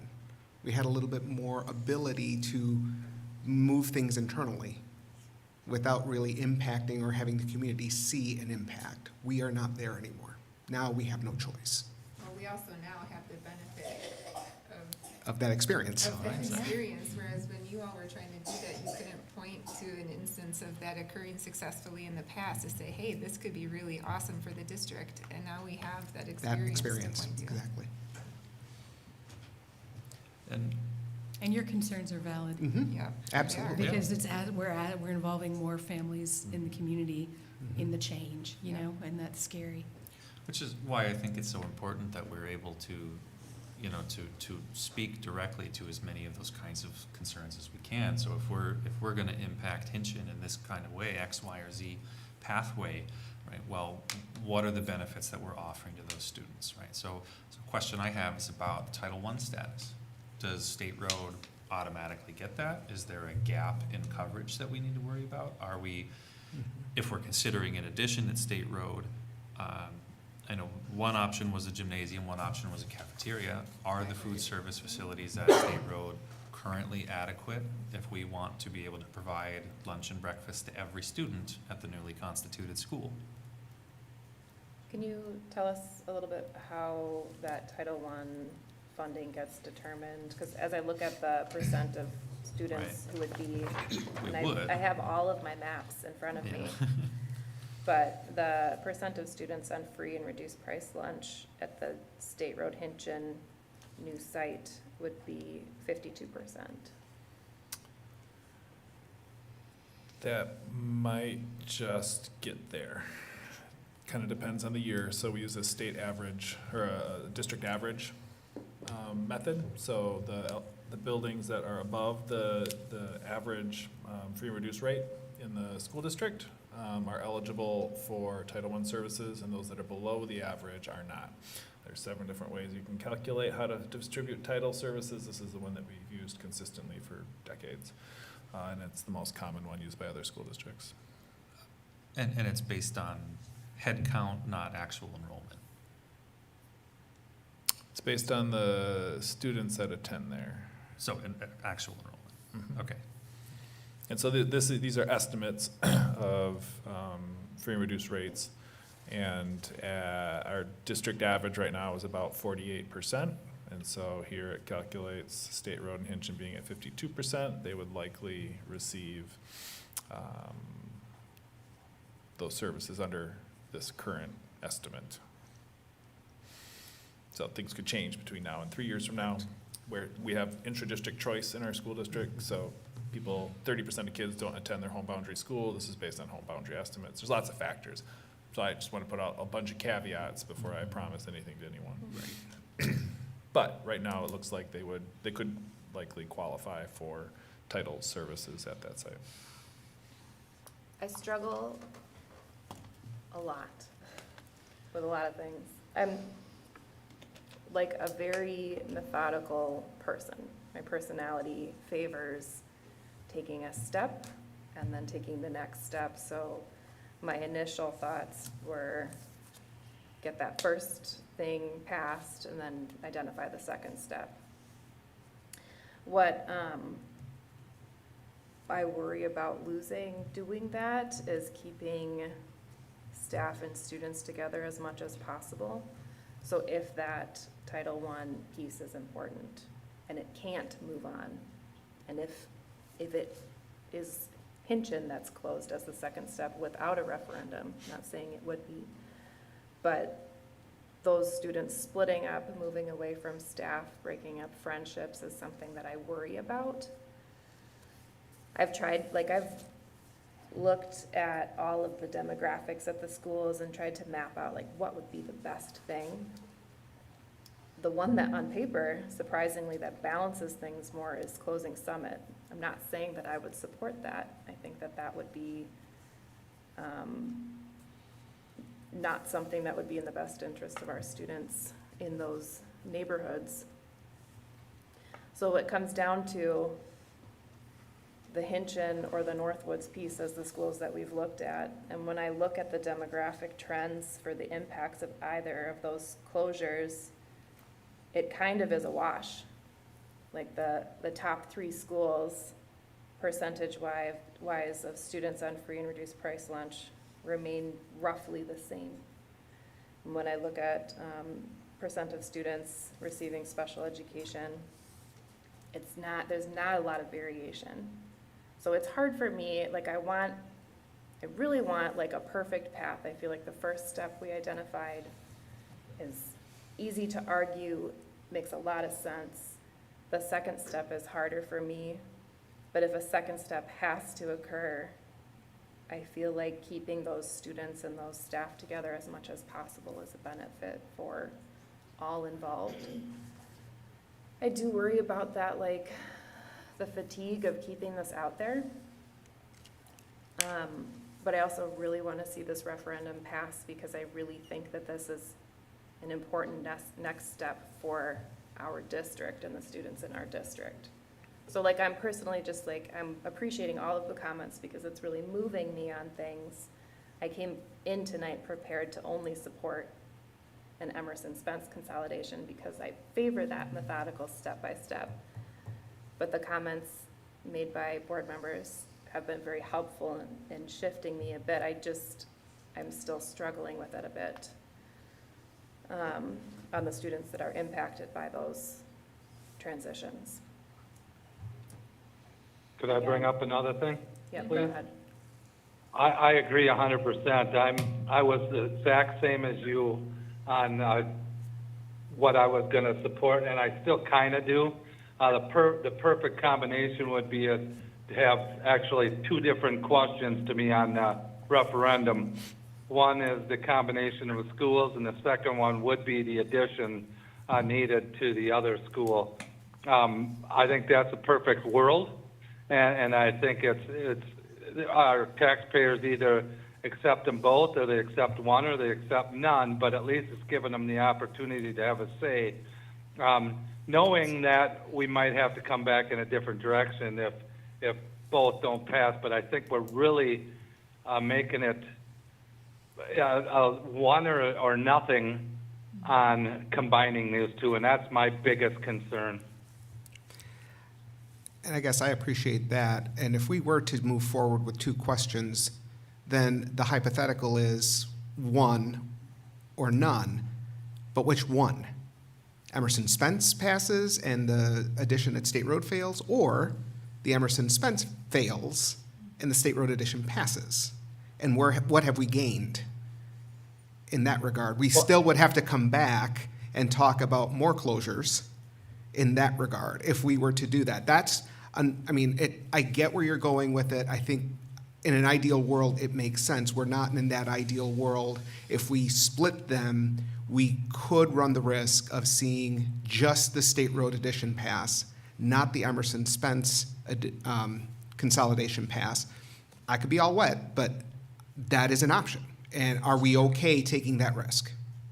And I agree that, and I might be all wet, it very well could be as well, but I think at least we're giving the taxpayers the opportunity to voice their preference. And if that would be the case, we are putting it out there that this is a must. We either have to close schools, and we want to make this the easiest on our children and families as possible by building a new one.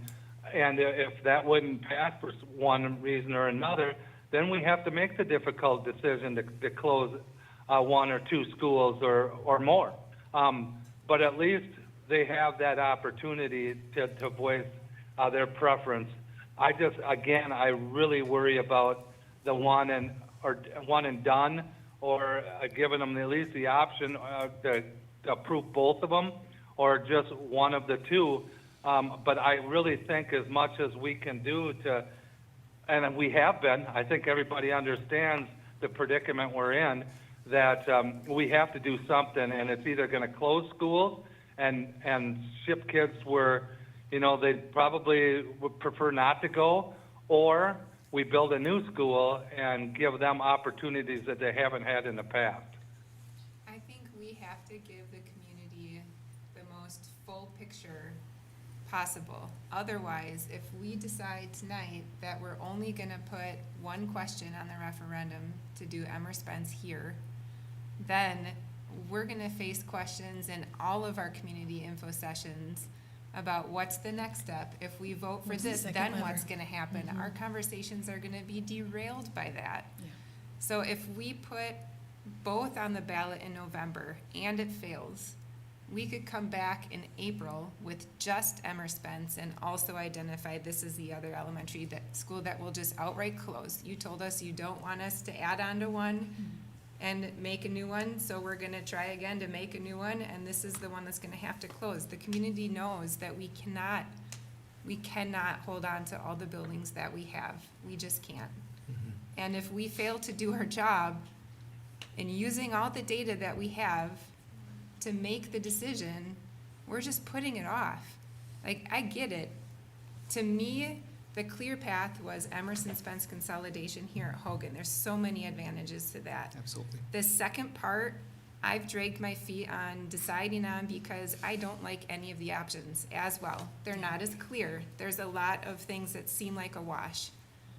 But hearing from the buildings and grounds director, looking at all the data, knowing that the distance between these schools is only 1.2 miles, there's a good chance that they could keep their Title I designation. In my opinion, this feels like it has a slight edge, at least, in the best path forward for students, because we get to provide something new, modernize some space. State Road is a great campus, just like Joe is saying, especially with all the plans Aura has for adding on to the tree farm, or not the tree farm, the trail farm down the road, and then there's the path to the Chad Erickson Park through the woods there. I think this is the best path for students we have right now, and the community still gets the chance to decide if they don't want it. And if they don't, then that doesn't necessarily mean the Emerson Spence consolidation is gone forever. We can put it back on the ballot in April, right? Yeah, that's not that much time lost. With hopefully the opportunity to hear, was it the added expense of the addition on State Road that that people took exception to. I mean, I think Juan's point before is well made, that referendum is probably our best communication tool, right? It gives us the clearest sense of where the community's at. Dr. Engel, can you let us know how much time we would have to run referendums before we run into budget problems? Because some of the planning is accounting for building time, where we're not addressing the operating budget. Just so we know, like, going in, if there truly is, like, April makes sense, but then if that fails, and there would be like a consideration of a Spence and Hinchin consolidate, like, at what point does it stop being a thing, and then the board just has to close schools? As long as we have a long-term plan to solve our budget deficit, we can use short-term strategies. We cannot, in good conscience, use short-term strategies if we don't have a long-term plan in place. So the one real lever that we have is we have been thoughtful and prudent in creating a fund balance in our post-employment benefits that we have for our staff. And that makes them solid for the future. It allows us to ensure that those benefits are present. As we draw those benefits down, or those fund balances down by spending them out without replacing them, we incur some risk in being able to provide those benefits to our staff. And that leads to attraction, retention, those sorts of issues. All of that being some context for maybe 4 or 5 years at the very outside. Patty's rolling her eyes at me. Maybe 3 to 4 years. She's feeling very stressed, I'm sure. Yeah, 3 to 4. I mean, we had planned with this like a 5-year solution, right? And so if we can construct something in 4 years, and maybe there's some wiggle room we need thereafter, it's a 4 to 5 years is what I estimated at the outset of this as like the limit for what we can do without making the necessary changes. And I mean, there are changes we can make today that would allow us to not have to just burn money, right? And so there's an imperative to me to move forward with something as quickly as possible so that we can preserve our financial stability and be prudent with our funds. And so that's why that 5-year time horizon exists in the first place. But that said, that's pushing the boundaries of what's possible and otherwise jeopardizes our staff's post-employment benefits. So can I ask no, go ahead, Deb, sorry. Yeah, so the referendum is the ultimate communication with the public, but quite frankly, the last referendum really produced, I think, a tension between the district and the public that didn't exist before. And so that wasn't helpful, so we don't want to recreate that. Other things we don't want to have are split board going into this referendum. It would be ideal for this vote on a referendum to be a strong majority, if not a full majority of the board. We are the school district of choice, and I was at the table when we created that, and we didn't say the school district with choices, which is how it's been interpreted. We are the school district of choice.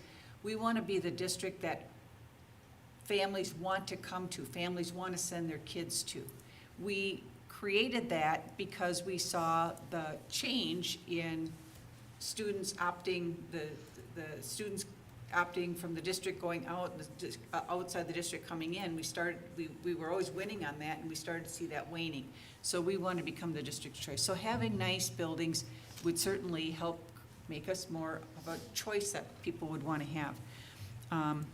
In sticking with that, I feel like the idea of that Scott brought forward is, I could support that, having 2 questions. And the reason being is I think we sell them as a package. Lots of districts have won with 2, 3 questions on a ballot, and they win them as a package. I think even if only one won, we would at least have one that won versus all of our eggs in one basket and have nothing at the end of the day. I guess we're all playing risk here, right? That's a little bit of what our decision-making is about. So if we are a district of choice, let's give the community a choice, and I think that's kind of where my head is. I could support putting both of them out there together, and again, all of our effort would be to sell them, talk about why we need, I'm gonna spill this, why we need both of them, even though they are separate questions, I think we could be more successful that way. So I was really leaning, as you were, that it's just the Emerson Spence, but I could do both if they were different, separate questions, and I could support getting behind both of them. So I guess, oh, go ahead. I was just thinking, like, that one's harder for me because if, let's just say, the State Road Hinchin addition passes, but not the other. So this is like me trying to up all the steps that would have to happen. What would be the next?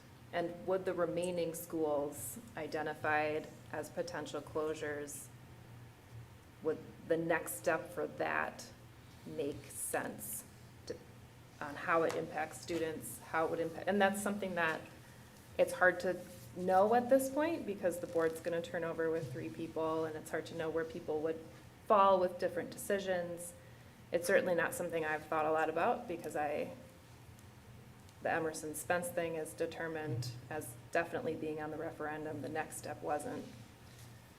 So I guess I wonder then, and the board does not have to vote on what that next step and the next step would be, but like if they're split, is the board comfortable with if the State Road addition passes, the left pieces of the puzzle to address? I guess the other thing I would say is I shouldn't say if, this board has really tried to focus on transparent communication. So if the communication is, this is a package, then why split the questions?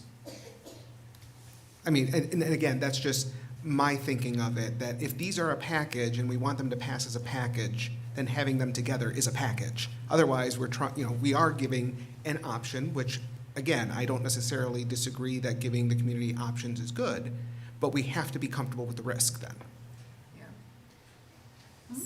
And to something you said, just real quick, something you said before about playing our hand, I think if we split the question, it results in potentially tying our hands after the fact a little more than having just a no to the complete question. And if we're thinking about, I love being reminded that, yes, the multiple senses in which we've been thinking about choice can become very confusing. And I love that you hammered home on that it's about being the best district in the area. It's about having that draw.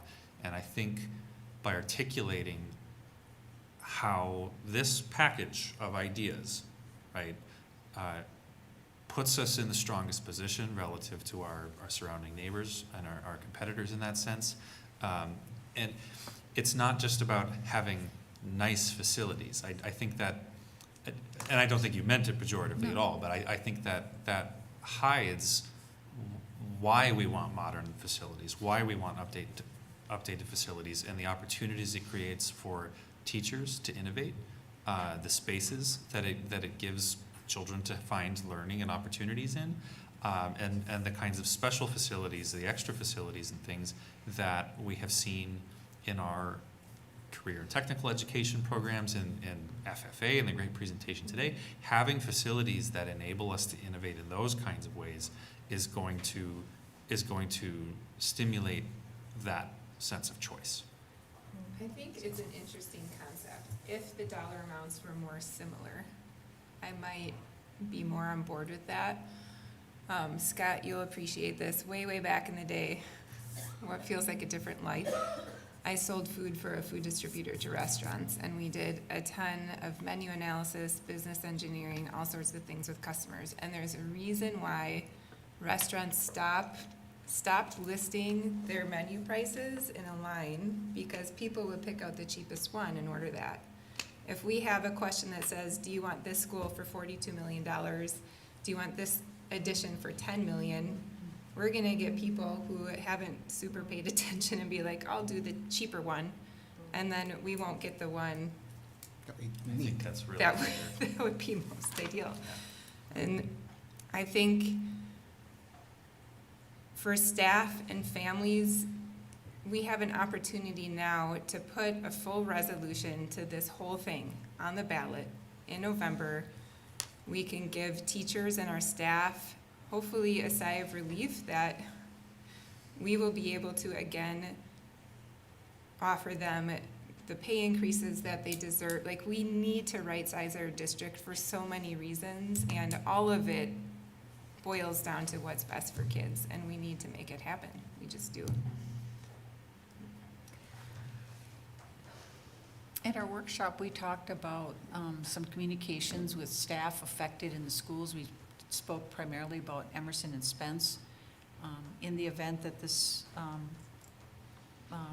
motion on the table were to pass, we need to include the other two schools. Yeah, I guess I see the referendum that includes the whole package as being really like and this is up to the board to decide next if it fails, as like, this is the option where you get a new school for your community, school with a new addition. You get to keep your cohorts of students and families and staff largely together. If you vote no, and it'll be the responsibility of the next board to decide what the next step would be. If the board wants to go to referendum again and try a different combination, the way that I see it is more like, if it's a no, then the board will have to take action on what that is. It's entirely up to the next board, but this is an option. If it was a package question, it would be like, here's a big option.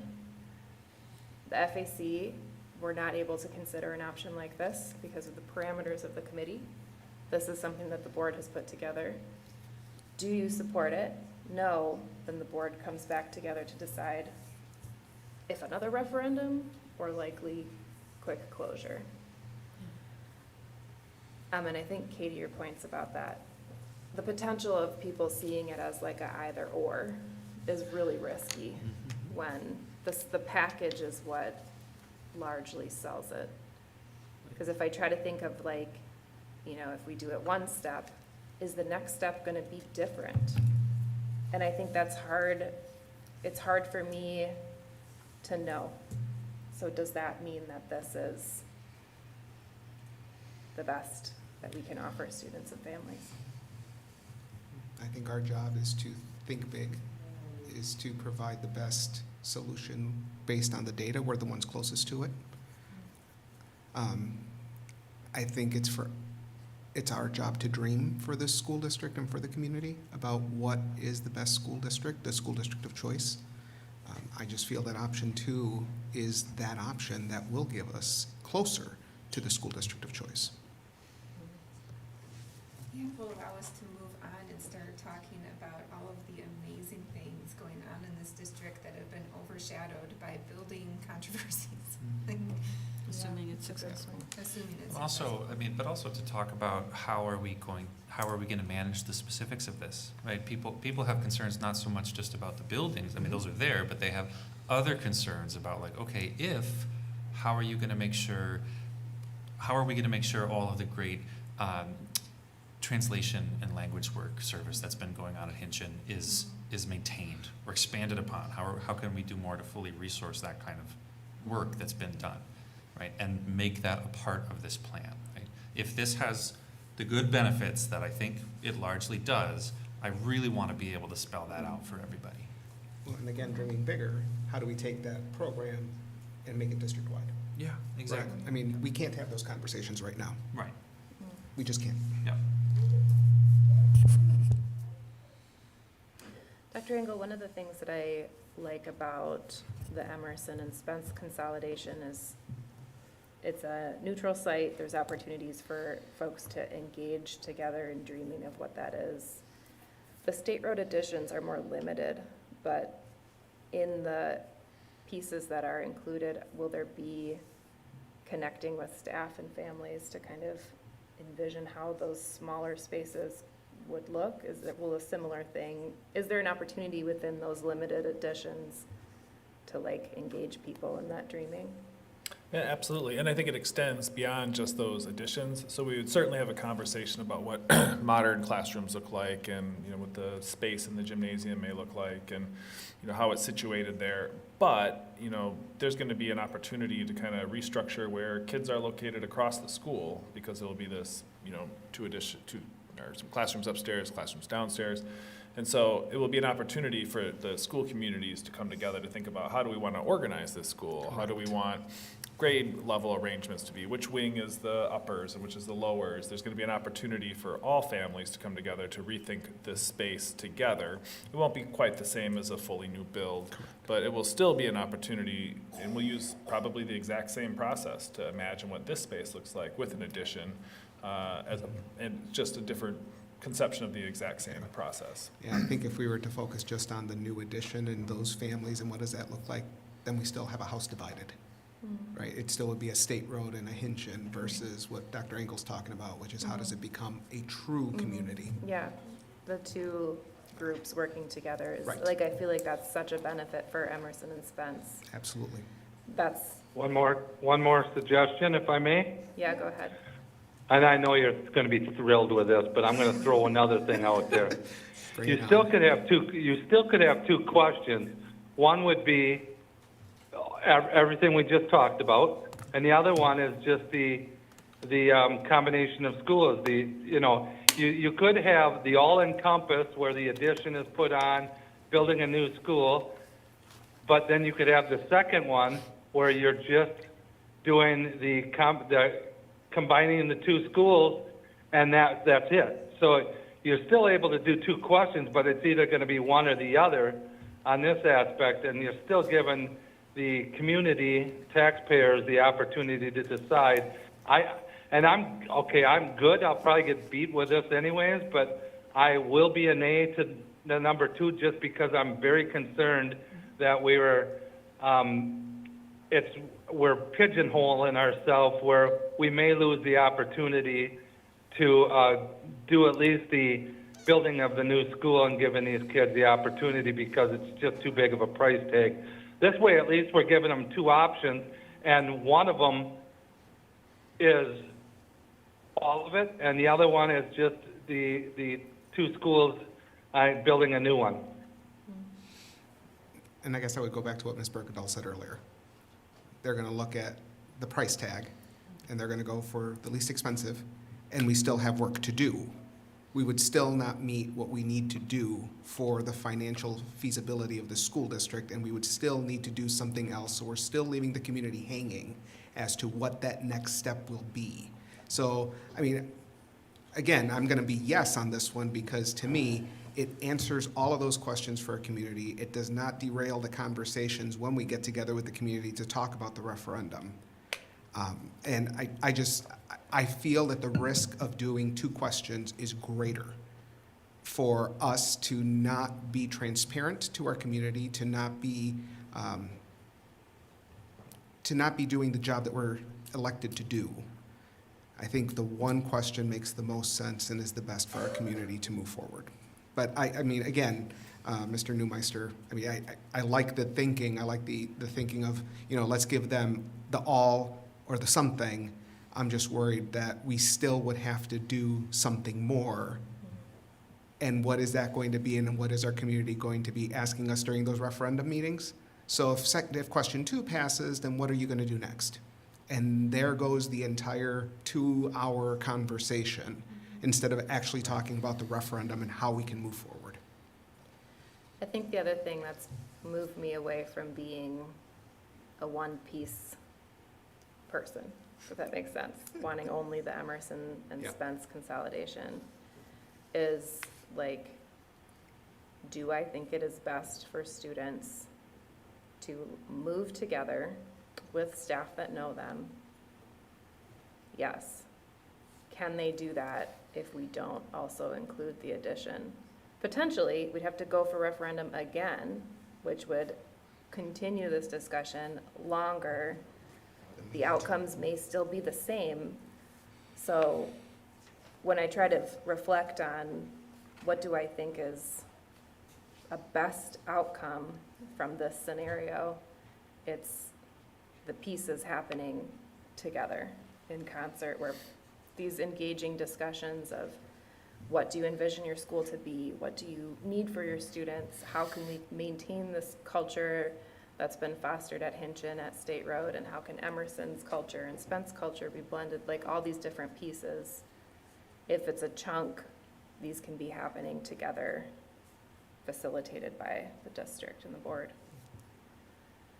I would just hate to see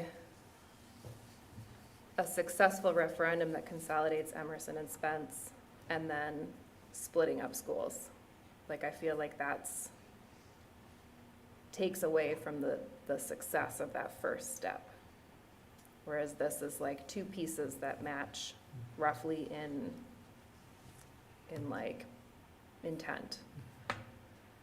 Just to be clear to the public, this isn't the end of referendums. We're still sitting with 2 middle schools that are going on 100 years old. I think I've mentioned that at this table before. I don't think you have. I just want to be really clear. In the 2050 plan, this would be the end of consolidations. Can I Yeah, raise? I just want to be clear that as we talk, and I don't want the public to think, well, there's no more referendums if we approve this. No. Like, we have buildings that continue to age. This is just the nature of what we do. Wise investment in our facilities will involve referendum every 5 years probably for a very long time. We tabled the career and technical education improvements, but that is a huge need in our school district. And we'll have to figure out how to do something in the short term, but down the road, if we're gonna provide opportunities for kids. Like the agri-science that we just heard about? Exactly. We're trying to figure out where to build a greenhouse on the cheap so that our ag science can have a greenhouse, so things like that, let alone modern manufacturing. We don't have, basic equipment that they use in manufacturing today, and those are opportunities down the road. So I think your point is well taken, Ms. Sukla, and that this is not the end of investing in our school districts so our kids can thrive and our community can succeed. But we'll also have the deferred, even if we don't address it through referendum, the deferred maintenance at this remaining school, if it's state road, would be there as something that we would have to pay. Yes. So with this consolidation, would we basically eliminate the deferred maintenance for state road? Or would it only focus on those additions? Mostly the additions, in the deferred maintenance for State Road, it does include a gymnasium addition, so that's why it's a little bit higher for that one. This would address that, so there is a large piece of that. There would still be roofs and tuck pointing and. Well, the roof is being done this summer, isn't it? Did we just pass that? A bid? I think something like that. Yes. Nodding, yeah. Yes. Yes. Joe says yes. But your point's well taken, Ms. Sukla. I guess, to be clear, I'm talking about consolidation. Right, we talked about high school consolidation, that went nowhere. We did middle school consolidation, we closed Lincoln. This would be the consolidation conversation for the elementaries. But yeah, if you're going to be a school district of choice and you're going to take care of your facilities because we have children in them, then we're always going to be talking about a capital referendum. And you are absolutely right, the middle schools desperately need something. At least we've got a starting point with our youngest children if we move this forward. I kind of want to raise a hypothetical. I'm almost hesitant for some reason, but if whatever the referendum, the ultimate question is, fails, it may be that the next board decides, well, it's consolidation that the community doesn't have the appetite for, and do everything option comes back on the table, and we think for, what is it, 84, 94? I forget what the price tag on that one was. A ton, but that becomes an option again. I mean, it's a question. It's a question when we have the good information from a referendum here, and it occurred to me that was still out there.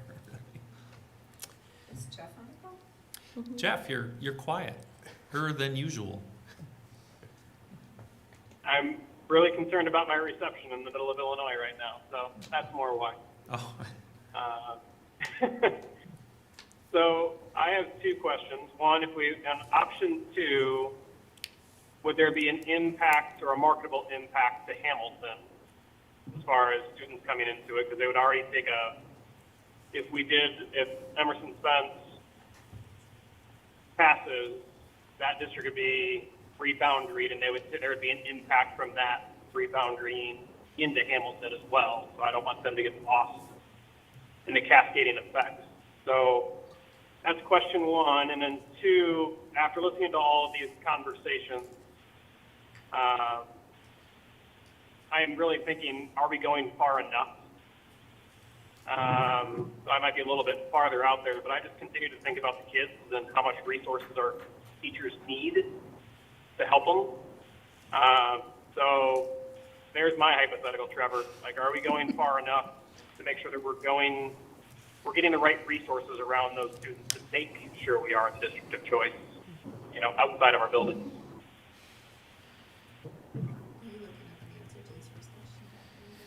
Yes, so the number of students added is about 60 with the State Road Hinchin consolidation To Hamilton? to Hamilton. There's still enough room for Hamilton and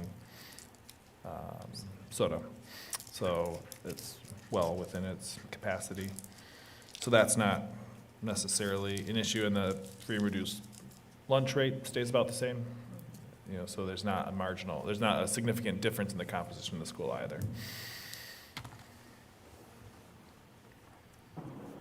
Do we And want how many students would be affected on that rebound green would be infected into Hamilton as well? What was? Can you repeat that? Sorry. How many students would be moved to Hamilton when we reboundary for the Emerson Spence consolidation?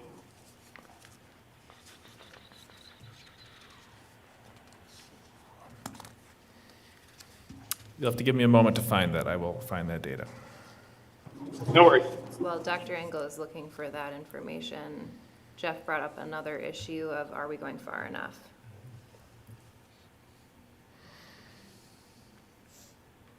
Well, that depends on who you talk to. Some might say we've gone too far enough. Too what we're far? proposing, but I guess, Yeah. I don't think you're gonna find any unified opinion on Right. that question. I mean, I guess I would take Mr. Jackson's question as, are we sure we have enough funds to support the new staffing models at the two new buildings? And if not, have we thought about that? I guess that's the way I'm taking his question. Now, that may not be exactly what he meant, but I guess that's what's in my mind. Have we built enough funds in this referendum to ensure we have enough support for our students in these two buildings with the new staffing capacities and the new staffing ratios that we would need? Yeah, we already offer an excellent program at the elementary level. We would continue to do just that. With the consolidation, we become more efficient. The cost measures that we'd be able to take to become more efficient largely come from non-teaching staff. So all of those resources are still present and available for students. And so we'd be able to continue what we're doing. You know, we can always use more funds to deliver a great education to kids, and we have lots of ideas about how to do that if money shows up, but we'll be able to continue to do great things as it is. As it relates to the new Hamilton boundary with the Emerson and Spence consolidation, 137 students would be changing out of the total 188. To Hamilton? Mm-hmm. So then plus another 60. 60. So it's, you know, half to a third of what Emerson and Spence would be, and similar to what Hinchin would be. A little less than, or more than. Wait, so what would be the total at Hamilton then? The total enrollment at Hamilton, based on residents in that area, is, with the State Road and Hinchin consolidation, would be 373. And the Emerson Spence consolidation. Mm-hmm. Yep, Mhm. that's And all that that. does not include soda. It does, It does include, so it Mhm. would be 373, you said? correct. Its capacity is 418. So in other words, the option in the proposal that includes both the referendum one and Hinchin State Road, the 373 figure accounts for the impacts of Emerspence. Correct. Okay. And soda being present at Hamilton. But Correct. Hamilton would take on those students because you have to choose to go to soda. It wouldn't be split evenly between the two floors. Correct. Correct. Hmm.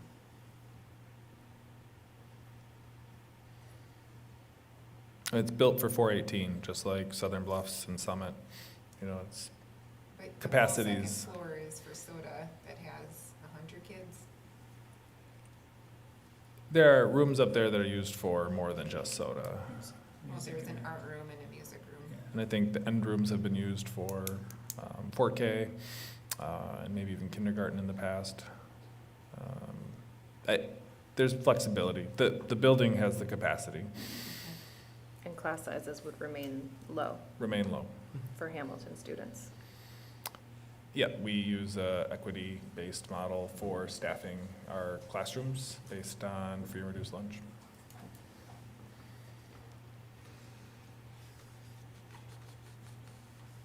This is today's numbers too. In 3 years, I mean, we're looking at, 3 to 5 to 10% decline over the next 5 years.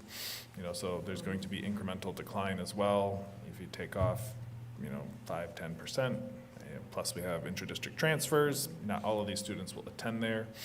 Some of them will choose other options as well. There's lots of complicating factors. Yeah, we have a median 746 student loss in 5 years. Is that correct? Correct. So- About 250 at the elementary level. Okay.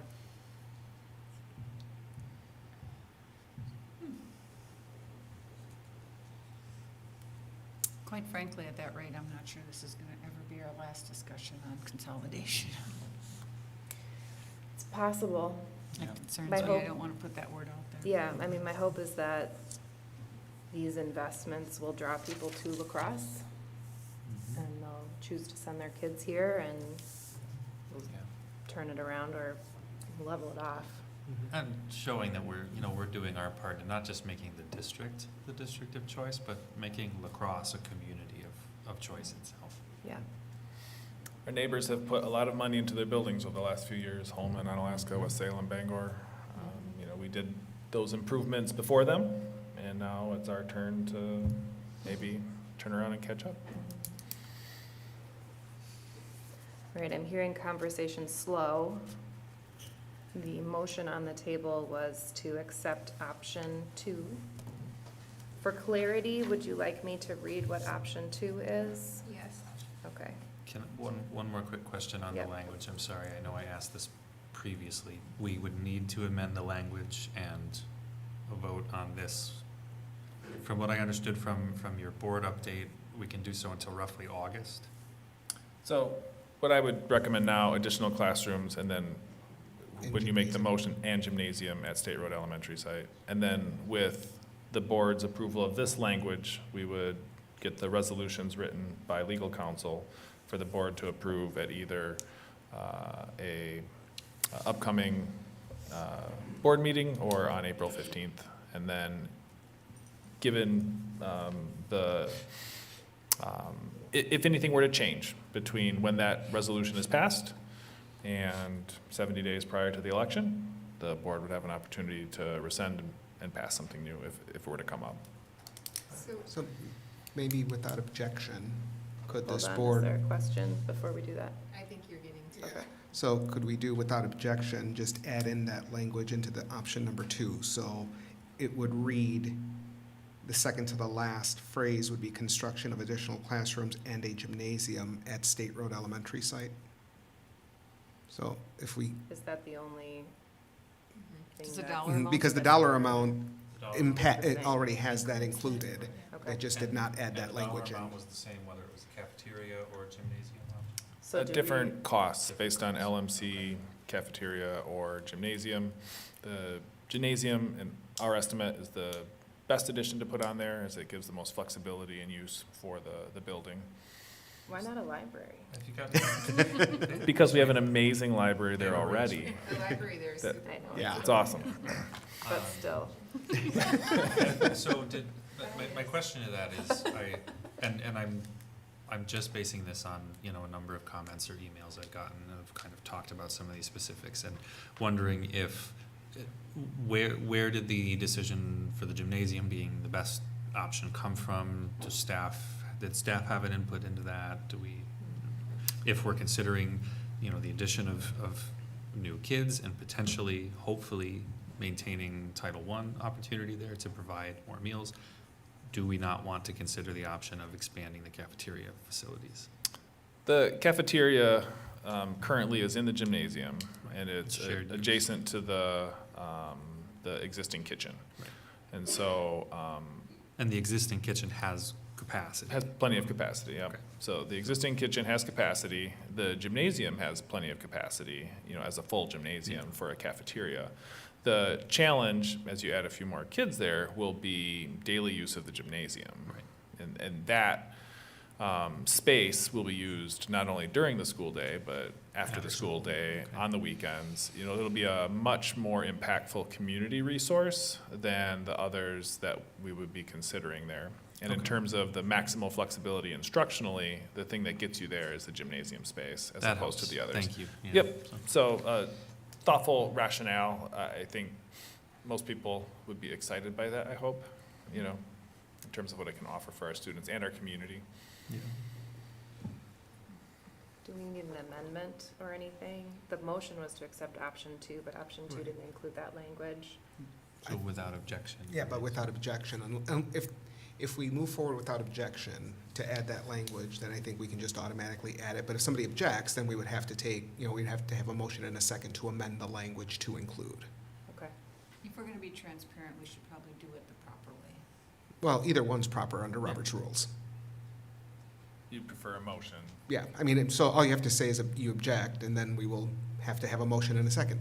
Josh, what's being a dumb spot? No, it doesn't. It's. We can go through doesn't- it. Yeah. We can go through it. Either We'll way. do an Yeah. emotion, we'll make it a motion. Yeah. To amend. Yeah, one, you could amend your original motion. Right, but we would need a second, and then we would need a vote, so. That's fine. We'll Yeah, go through but it. exactly, Let's do that. so. Why do I have to do it? Okay, I would like idea. to, so, I would move to amend the language of option 2 to include construction of additional classrooms and gymnasium at State Road Elementary site. Second. All right. So we'll vote on the amendment first. Yep, correct. so we'll do a roll call vote on that. So before we do a vote, hold on. Just so everyone's clear, it would appear as one question. Right, all we're doing is clarifying the language which matches the dollar figure that is in this question. So the second vote, just to make sure that like Scott's proposal to have 2, right? Like this is the point where we're saying it would just be 1. No. All we're doing is just changing the language. After that amendment though. Then we go back to the main motion of Yeah. Just The one option 2. question. I Okay. do worry that any 2-question option is gonna look like 2 alternative choices to resolve the issue. Yeah. Yeah. Okay. So, And that seems misleading to me, Yeah. as if these 2 different options could Yeah. resolve an issue. yeah, it can stand alone. So, Do a roll call vote. Ms. Berkedal? Aye. Dr. Garcia? Aye. Mr. Jackson? Aye. Dr. Jimenez? Aye. Mr. Newmeister? Aye. Mr. Korberg? Aye. Dr. Sprague? Aye. Ms. Sukla? Nay. Ms. Baumann? Aye. All right, so that was on the amendment. mhm. Now, the other motion on the table is to accept option 2. As amended. As amended. And this is where the one question piece comes in. Right. So if they vote this down, then we would Everybody's move clear. to something Do else. something different, yeah. Do we need to discuss that anymore?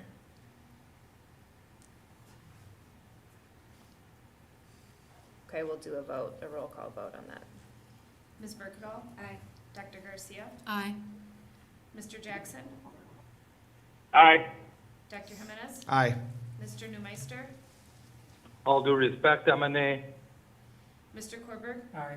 Dr. Sprague? Aye. Ms. Sukla? Nay. Ms. Baumann? Aye. All right, so the motion carries.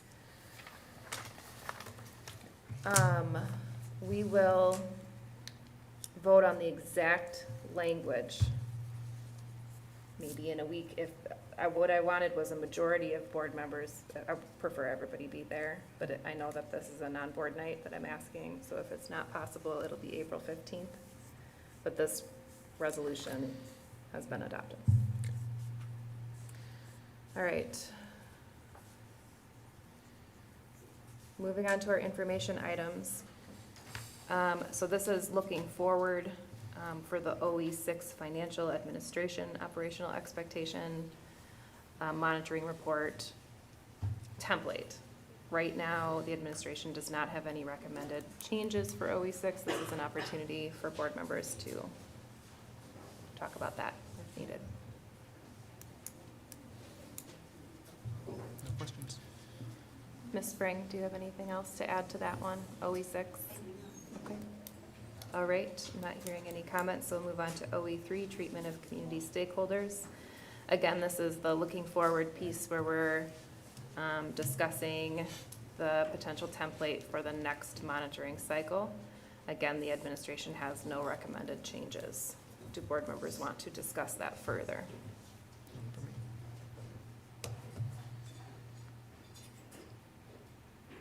Okay. Dr. Engel, do you have anything to add for that one at all? I do not. From that? All right, so we'll move on to our announcements, and I'll turn it over to our student representatives. Hello. So as I mentioned last time, our Logan hosted our craft fair. It was very successful. It was also entirely staffed by student volunteers, so that's very big. And the reason the craft fair is so important to us is because all the proceeds from that go to Logan students as scholarships. I mentioned that last time, but it's very important. Mm-hmm. Almost all spring sports are underway. I know girls soccer started today, as well as boys baseball, and I believe next week golf and tennis start. So very exciting for them. Gunderson came in and presented on healthy relationships this past week, and along with Chill Week, it's put a very big emphasis on students' mental health, especially with the pre-ACT and ACT testing coming up next week, Tuesday. And besides all of that, just looking forward to spring break after ACTs. So yeah, thank you. Yeah. Just like Logan, spring sports have also started at Central. Kind of the same timeline that he described. This past Saturday, Central held a, I think it was in partnership with Gunderson, athletics like sports medicine workshop. So students who are interested in that job field were able to come and just kind of see what it's like to work in that field. I don't know exactly how it went, but I think we put out a lot of notice ahead of time, so kids were able to kind of sign up for that, and I think there was a lot of interest there. Coming up on March 27th, one of our business teachers has decided to put out a trip where students can sign up to go.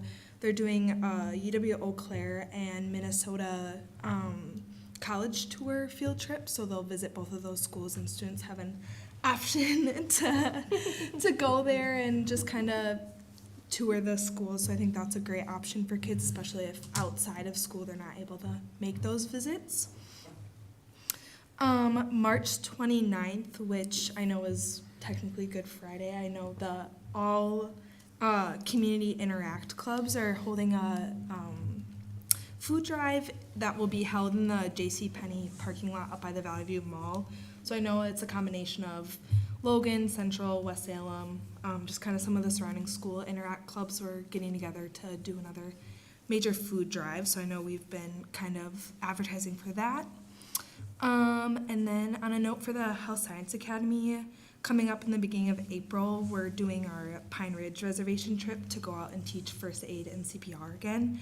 And we'll get the chance to bring our new CPR dummies that we were given by our new grant. So I know that the kids are going out there along with our instructors are really excited to see how that goes. And I know they have a really jam-packed week, so yeah. Can I offer a suggestion for that trip? Yeah. That I actually just offered out as a suggestion, that I did CPR training at Gunderson recently and AED training. One of the things that isn't often taught as part of CPR training is what to do in the event of a drug overdose to opioids. And in the absence of Narcan, which is not well distributed on reservations, right.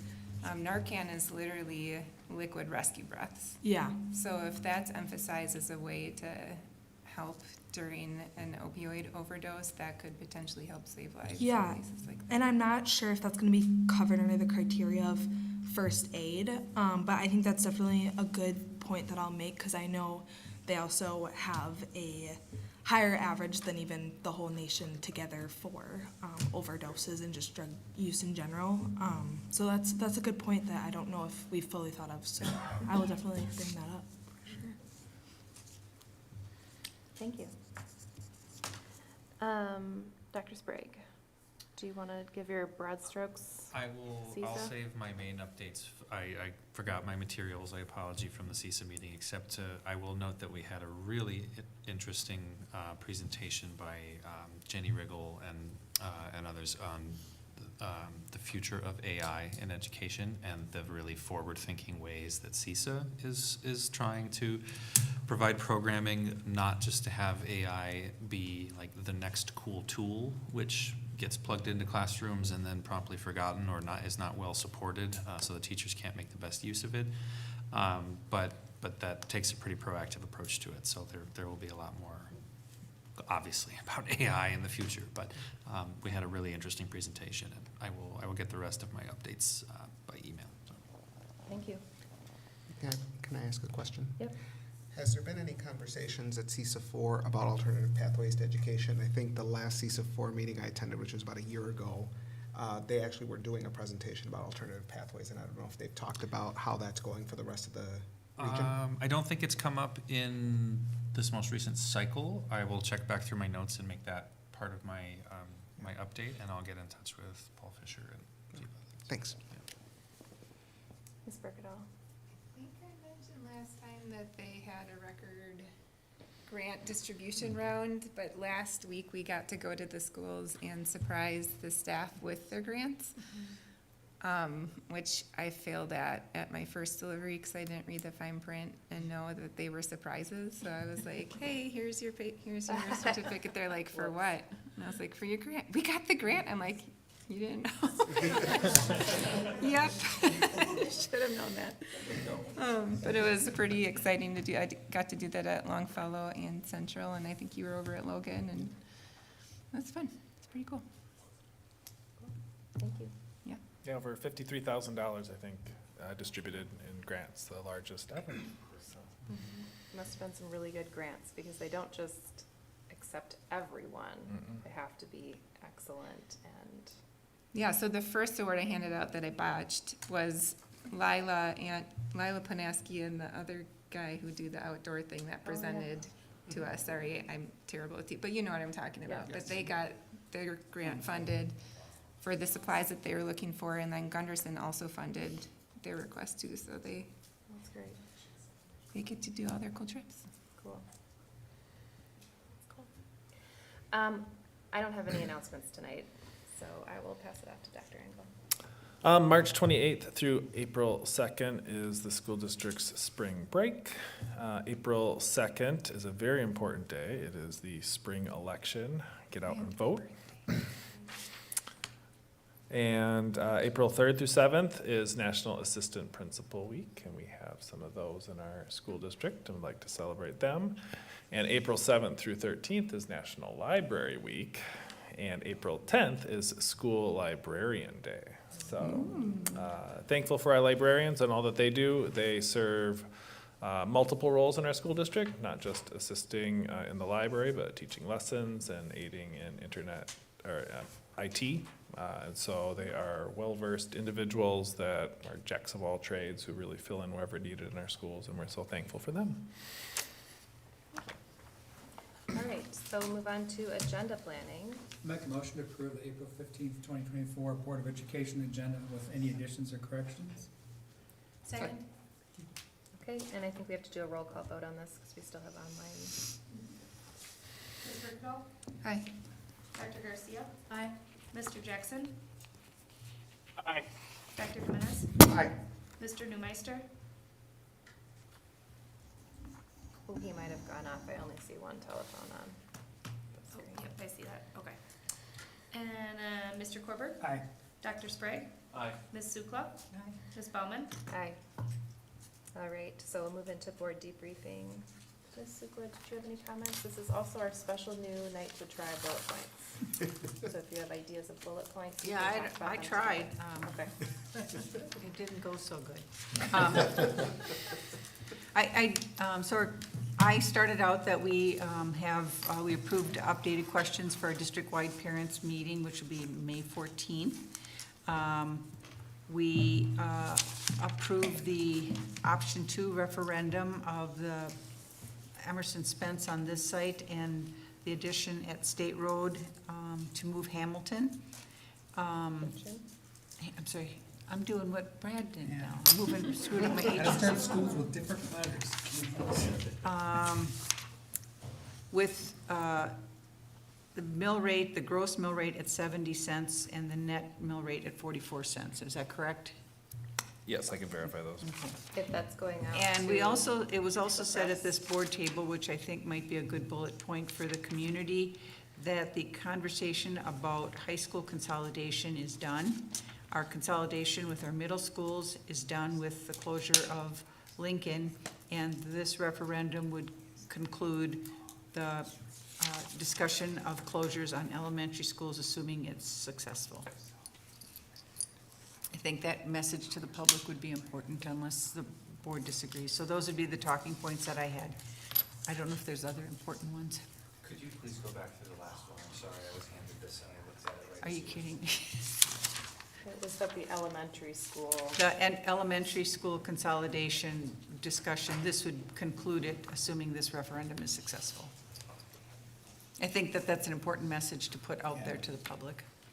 Is that a for sure thing that we can commit to? At this time, anyway. I At mean, this based- time, yeah. Based on the numbers that our best projections for the future. Okay, just want to make sure that's. In our 2050 plan, we don't anticipate further consolidation. There's caveats in there if things change, of course, like we're reactive to the real world, but it should culminate things. Those are good ones to highlight. So we'll, And for legal purposes, we have to have a second, this has to be voted on a second time legally, but Yeah. it's the board's intention to advance this referendum. yeah, so we'll vote on the specific language, but for the public. But the public should know that Yep, there's the going to be a public. second vote on it, but it's more for legal purposes and not the board's intention. Right, it's not a chance to rehash the issue, it's to vote the language. Will you send those bullet points to me, or if you just want to pass me the paper? I will have to send them to you because You've it's got not, other notes. Okay. it's mostly here. Okay, thank you. Did you have any board debriefing stuff that you wanted to mention? The next step is a resolution, so that's where, we need to know when the board wants to approve that resolution, so we can send that to our legal counsel and they can create the documents we need for that. Yep. Okay. All right, so we will adjourn. We have a workshop. Let's do a 5-minute break. So we'll meet back here.